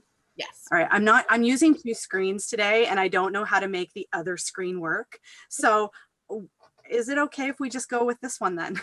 Totally cool. I think that what's most important is that everyone can see the content, and they'll get a little spoiler alert coming up, which is like super cool. So, but yeah, it's as long as everyone can see it, and we'll be able to hear you when you talk about it. So yeah. All right. Fantastic. Well, thank you for this opportunity to come and speak with all of you today. I am really excited to be here. My name is Lindy Garneau. I am a member of the Qalipu Mi'kmaq First Nation, which is located on the west coast of Newfoundland. If anyone's ever spent time in Newfoundland. I didn't have the privilege of growing up in my traditional territory, and instead I grew up in a little town just sort of southeast of Ngojawong, Peterborough area called Campbellford. And 20 years ago, right around this week sometime, I first stepped foot on Trent's beautiful campus as a Champlain student. And I fell in love with Trent, and I never really left. And so I've worked in many different departments throughout my time at Trent. And I just think it's a fantastic place, and it really brings me a lot of joy to welcome you here today. So that's a little bit about me. But to get us started about talking about academic advising, I mean, the best place to begin is really, what is academic advising and how can it help you as a student? And so, you know, various students come to advising for very different reasons, but here we have really 5 of the core reasons that students seek us out, and we find these are 5 conversations we tend to be having all of the time. So it really starts with clarifying your academic goals. And what we mean by that is, you know, an opportunity to talk with somebody about what it is you want out of this experience. You know, coming to Trent it's a huge endeavor. Like it's a big life change in some cases for many folks. And if you're going to be here, you want to make sure that you're going to get the most out of it. And so we have conversations about what is it you want from this experience, and what opportunities might be out there, and how can you seek them out. And so it really starts with the goal setting piece and really clarifying what it is you want from your own educational experience. We also have conversations about, you know, some of the more particulars, as in, what program are you interested in taking, or what program are you already in, and what courses do you need to take that are in conjunction with that program? So we do find ourselves having a lot of conversations about programs and about what courses you need to take, what are the requirements. We have conversations about program requirements and university requirements, as I'm going to talk about a little bit later. You'll see that the two are a little different.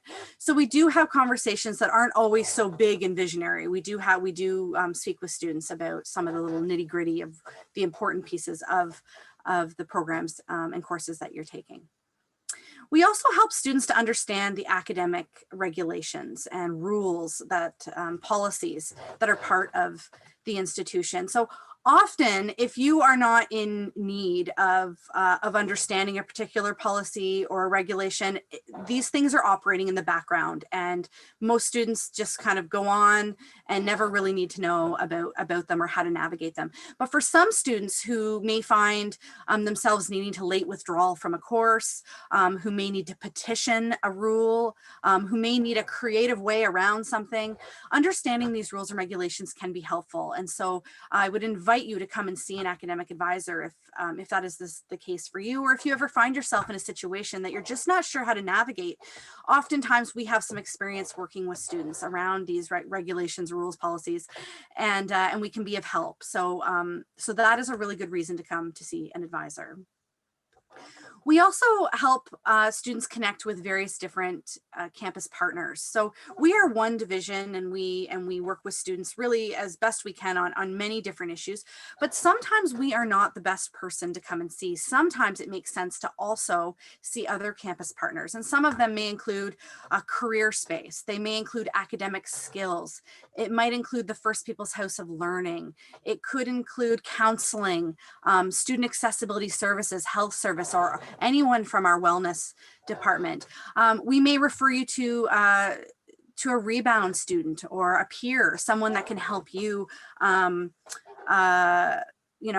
guide you through, or just someone to have a conversation with. So there could be many different reasons why we might refer you to a campus partner. Campus partners also include faculty, and they also include academic departments. So there are times when it makes sense for you to connect with a faculty member or potentially an academic department, and we can help you as you're building those relationships. I mean, and finally, I see the role that advisors play within sort of the journey of the student, as we're here to really help you and empower you to take charge of your own education. Oftentimes, and right around this time of year, I find I get the question of, I haven't received my schedule yet, or what do I need to do? And there's an expectation that we are going to tell you what it is you need to do, or we're going to hand you that already pre-created schedule. And that is not what we do here. We allow you to create your schedule. We allow you to decide what it is you're going to do. And so it really is about you taking the initiative and taking charge of what it is you want. Our role is to help you navigate that process, and we really want to help you to not feel too alone on that journey. I remember when I was a student in my first year coming to Trent, and I wasn't a mature student, but I was a first generation student, and I was also an Indigenous student at the time, really struggling with identity and finding a place of belonging. And I found being at Trent, especially over the first few weeks, really challenging. I wasn't sure where I should go, what I should do. I wasn't even thinking really about how to take charge of my education, because I was so busy just figuring out how to feel comfortable and how to find a place for myself. And so if you find that is you and you're just not sure where you fit, never mind all of these, academic goal pieces, please feel free to come see us. And, if nothing more than a conversation, maybe that will help guide you to your next destination, or maybe it will help you feel a little less alone in this process. And so if we can do that for you this week, next week, and in the upcoming weeks, I would see that alone as a success if you're not sure about these other pieces just yet. So, so think of academic advising as a place to come if you're not really sure where to go as you're starting this new journey. As Krista mentioned earlier, there are many academic advisors. There is at least one with each college, and there's 5 colleges at Trent, as I'm sure you're learning. At Zosky College, we have Christy Carlson. At Lady Eaton College, we have Melanie Sedge. Tonabee College, we have Lindsay Mitchell. Trail College, we have Jackie Orsetto. Champlain College, there's myself, Lindy Garno, and Adam Guzgowski. We have, through Trent International, we have an international and immigration advisor, Paul Longhurst. And at Trent Durham, there's Craig Cameron and Jamie Matten. So there's lots of folks here to help you throughout your time at Trent. As Krista was saying, we find that oftentimes students like to build a relationship with an advisor and build some rapport. And where that is really valuable is if you're working on sort of a bigger project or a bigger vision for yourself. Sometimes working with the same advisor is helpful because we know a little bit about your background. And every time you come in for an appointment, we don't have to start with the hello, how are you? You can really start with, you already have a place to jump off. So for those reasons, it can be really helpful to start to build a relationship with one advisor in particular. However, from time to time, it may make sense for you to see another advisor. Maybe one of us is on holidays, maybe one of us is away for another reason, and you can't get in because we're all booked up, and you need to go to a drop-in appointment, and the person who's offering a same-day drop-in appointment isn't the advisor you normally go to. If you have something that's immediate and it needs immediate attention, and it's I hesitate to say emergency, but if it is an emergency or if it is something that cannot wait a couple of weeks, go to see any advisor. And so that's why it's important that you know that we're all here and we're all willing to help you. So you can come see me, or you can come see any of the other wonderful advisors that we have on campus and working remotely. I'd also like to invite you to visit and take a browse of our academic advising website. So you can find our website. It's trentu.ca/advising. And on that website, we have lots of different information. Some of the information I want to highlight is we have academic planning tools. So if you're looking for information about how to register or how to plan, we have a degree check form to make a form you can use to ensure that you're on track and taking the right courses for your program. There's many, many different tools that you might use at different times during your academic journey. And I'd invite you to take a peek to see what's there to help you as you plan. We have some course selection tools. Often at this time of year, students, many of you have probably already selected some courses, but if you find that you're making changes and you're not sure what other courses might be out there that you would be eligible to take, checking out our course selection tools may be helpful to you. We have course registration tools. I know sometimes how to register can be a bit of a challenge when you're navigating a new system like MyTrent, Blackboard. So we have various tutorials there that will help walk you through the process of registering for your courses. There are also links to the academic calendar and the academic timetable. Many of you will have used Visual Schedule Builder on your MyTrent when you're looking to see what courses you might take. Another side to that is the academic timetable, and in that timetable, it has more information than you're going to see on Visual Schedule Builder. So it has a notes section that's going to tell you how each course is being offered this term as well as in the winter term, and it'll give you a little more information about who's teaching it, how many sections are there, various information like that. So there may be times when looking at the full academic calendar might be more valuable to you than just using the Visual Schedule Builder. And then for the academic calendar, we recommend every student familiarize themselves with the academic calendar. All of your program requirements are in that calendar. All of the university requirements are also in that calendar, and it's good to know both of those things. There's also a section in the calendar that outlines all of this year's upcoming important dates. And so it's important to know, you know, when are holidays? What if there's a holiday, it means you would have no classes on that day. So knowing when are the institutional holidays, when is reading week, when are some of the deadlines in terms of dropping courses, adding courses, when are the financial deadlines, those types of things you're going to find in the academic calendar. When you come to our website, you're also able to book appointments with us. So we do have an online booking system. You can also call the college office, or you can call the academic advising line to book an appointment over the phone if that's easier for you. Many students find booking online a simple process. And so going to our website is a place where you can go and link to that booking system and book a 30-minute appointment to see one of us. We also have a whole grouping of video tutorials that are available for students. So if you're trying to figure out how to do something like register for a course, or how to do any type of the sort of online registration processes, how to navigate anything online, we have a video tutorial for it that you can check out on our website.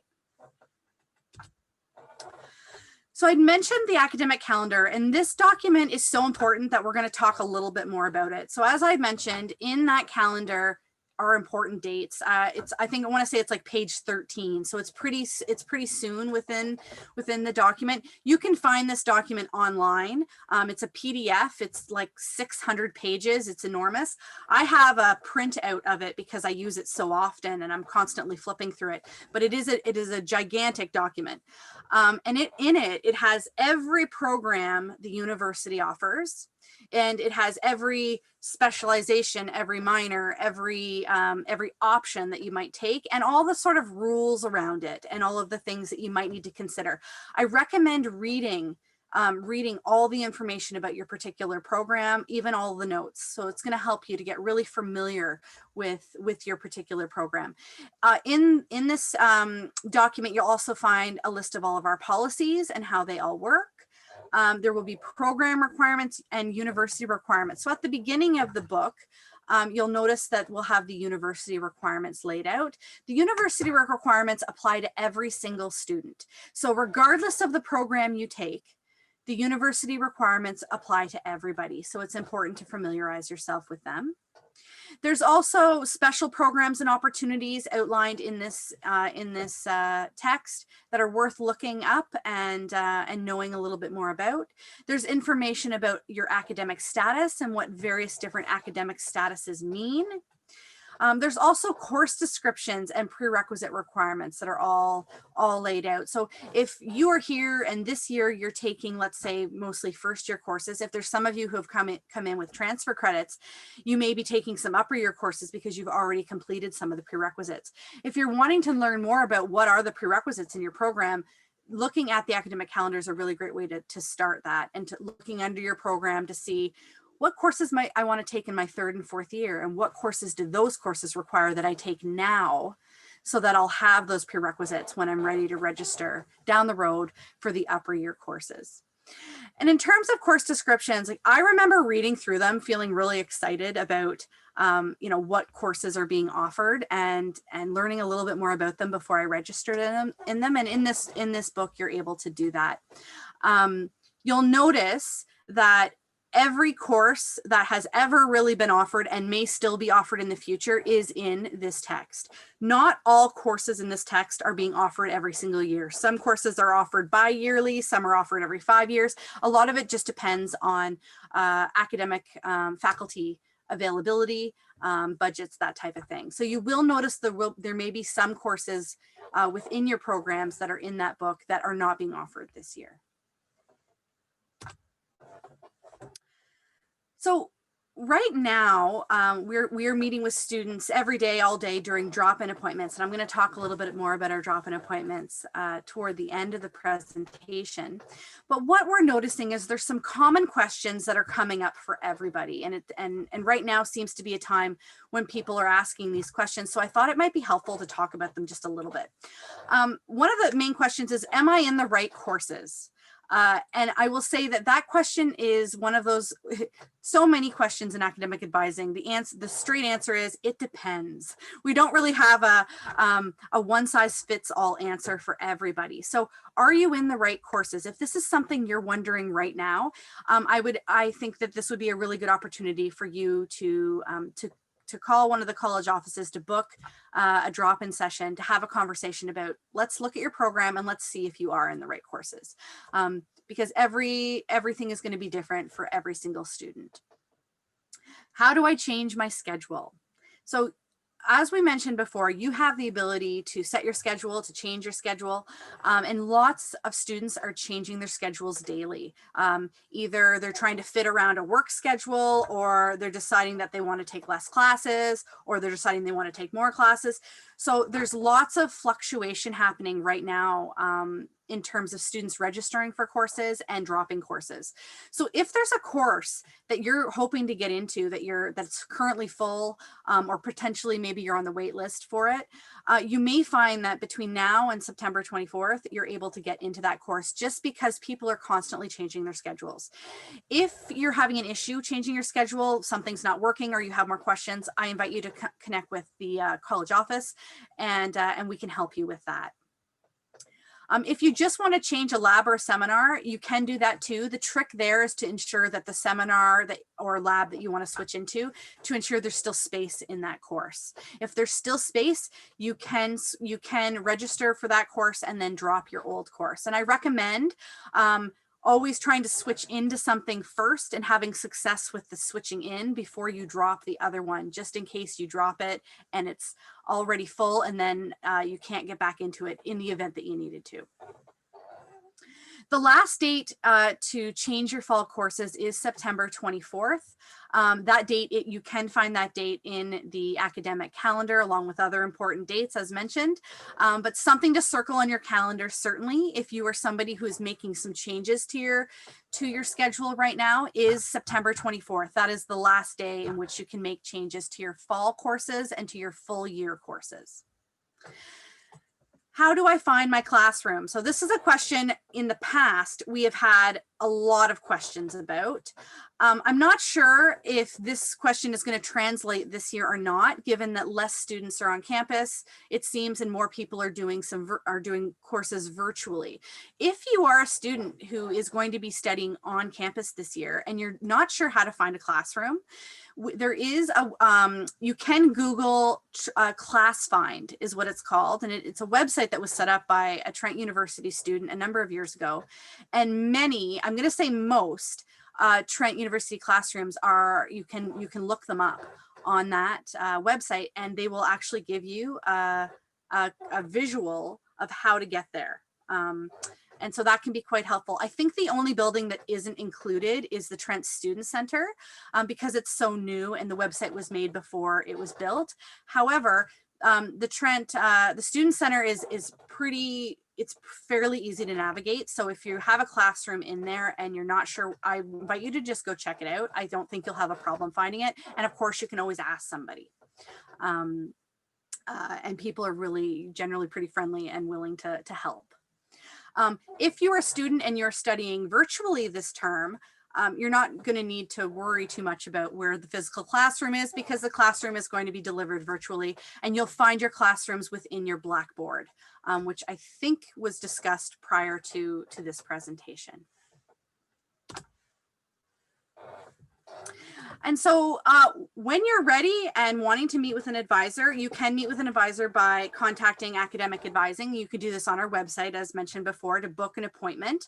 We have drop-in appointments or booked appointments. And the difference between the two is a drop-in appointment is a same-day appointment, normally booked in the morning. So the booking availability opens up around 9 a.m. A student would call in to the college office that they wanted to have the appointment with. So if you were wanting to book an appointment with Champlain College, you would call the Champlain College number and you would ask to book with either myself or Adam. And then there would be time slots would be presented to you and the student staff member on the other end of the phone will book you in. Drop-in appointments are 15 minutes long and they're a little bit shorter and they're meant for sort of quick answers. They're meant for immediate issues that need to be resolved quickly and don't have a week or two to wait. We are offering drop-in every day, all day this week, and then in the mornings of next week before going back to our regular drop-in schedule. So there is drop-in available all term, Monday through Thursday in the mornings at various different colleges. You can also book an appointment with us through the Student Experience portal, which you'll see the link on the presentation page here, www.trentu.ca/SEP. And you can book an appointment with us through that portal as well. And there's other departments in which you can also book appointments with through that portal. And so here we are at our drop-in appointments, and I'm just going to highlight what we're offering because if you've been listening to this, you may have had some questions pop up. You may be wondering, oh, how do I get in to see somebody as soon as possible? So here's how you can do it. We have drop-in available every day for the rest of this week, mornings 9 to noon and afternoons 1 to 3. Whatever college you would like to book with, please call that college number and you can look it up. If you were to look up the contact information, if you just Google Champlain College, Trent U contact info, it will come up, the phone number. I know the phone number for me, I can give you it now. It's 705-748-1011, extension 7788. That is a number that you could call to book an appointment with either Adam or myself. Next week, we're going to be doing drop-in in the morning only from 9 until noon. Again, call early to book your time slot. Appointments are generally at this time are available by phone. However, if you're living internationally or if for some reason you would prefer to have a Zoom appointment, we are able to do Zoom with you. So really just down to your preference for that one. Please let the student staff know when you're booking the appointment that you prefer a Zoom, and then they'll let us know and a link will be shared with you. And again, our phone number to call for booking an appointment with Champlain, you can find is just on this this page here, extension 7788. And so that is the end of my slideshow. I'm wondering if we have a mechanism for asking or answering questions. Sure do. I've got it up here for Wonderful. you. So you don't have to worry about anything. So I did have one question here from a student who asked, does your home campus matter for accessing any services? So I live in Oshawa and I'm set to the Durham campus GTA, but we'll be commuting and taking courses in the Peterborough campus. So like aside from Trent's college system, which I kind of say like college is not like formal, like Fleming College or Durham College. It's more kind of like college equals like a smaller community. But I guess like more so what the home campus location. So I guess for advising, does that matter where you access resources? Because now without the geographical barrier, would say if maybe the appointments are full in Durham, would they be able to book an appointment with someone in Peterborough, or how would that work? Yes. So you can book an appointment with any advisor, regardless of which campus you're on. There will be times when you might find it might make more sense to book, let's say in this particular case with the Oshawa advisor, if you have questions that are specific to Oshawa. So if your questions are about like the Oshawa bus system or what's happening around something at the Oshawa campus, I would suggest the Oshawa advisors for Oshawa specific questions. If your questions are Trent general or Peterborough campus related, then any of the Peterborough campus advisors would be more than happy to work with you. So I guess if it's like a question about maybe a degree progression or like anything about like courses, like it would be like any advisor could ask that because it's the Any same advisor. calendar. But if it's more kind of like, I'm struggling to like get involved in Durham, like how can I do that? Like that probably wouldn't be the strength of maybe a Peterborough campus advisor, nor would it be the strength of the Durham campus advisor if it would be a like someone from Peterborough asking how to get involved in Peterborough, because they're not as involved with the student life side of things on either campus, but we do share like a common academic like calendar language almost. Yes. So that would be the way to describe that. So yes, and for reference, I met with 2 students who are based out of Oshawa this morning, and all they wanted to do was make sure they were registered in the proper classes, and we did a bit of a schedule switch, and we're able to do that because it's we have access to all the same information that the Oshawa advisors would have. And for those students, it worked because they weren't really asking me Oshawa specific questions. So, so if you have anything like that, feel free to book with anybody from the Peterborough campus. awesome. The other question that I have for you, and this is one that's come up quite commonly in some of our student meetings, is, hey, like there are 2 courses that I really want to take, but their times are the exact same. So they're both on Wednesday from 1 to 2:30. I really want to take these courses since they're offered online. Like I can always catch up on the lectures later. What would you advise to a student who maybe wants to take those 2 courses that are at the exact same time? So there's a few ways you could navigate this, and generally what I would advise if a student is really keen, like really eager, I would connect with the course instructors for both programs, and I would ask them about how they plan on truly offering the courses, because some faculty, even though there is a scheduled time for the course, some faculty may make changes to that schedule, or they may say, listen, we're only going to meet bi-weekly in person or via Zoom. So it might be worthwhile just asking a few questions about, is it possible for me to take both courses at the same time? But I think the key here is it will take a little bit more work on your part to get that figured out. So there's no easy answer. An advisor doesn't have the power to say, absolutely, I'm going to wave a wand and you're in both courses. Good luck. What we would suggest you do is talk with both faculty to figure out, is it possible? Could you make it work with your life? Would either, or will both faculty course instructors be okay with it? And because if there's a true conflict and both courses are literally happening at the same time, it might not be a great idea. So what you're trying to discover here is this a true conflict, or is this just a scheduling conflict for schedule's sake? And sometimes it might work out that you can do both. So it is worth pursuing if you're very much interested in it. I think that's my answer. Yeah, so it's kind of like you can do it if you like. There's pathways to get there. It's not always going to be super easy if you want to do what you like, but like there's a path and there's a way to do it. It just might not be, like you said, no magic wand. And how many times do you wish in appointments that you had a little magic wand that you could just make it happen? I do. I don't have a wand, but I have a unicorn horn. Sometimes it works. So the other question that I have is that students often hear, oh, you should see an advisor, you should see an advisor, you should see an advisor. But often when we say that in Rebound, a student might show up in an advisor's office and be like, I don't know why I'm here. Like, I was just told to come see you because apparently you're really important.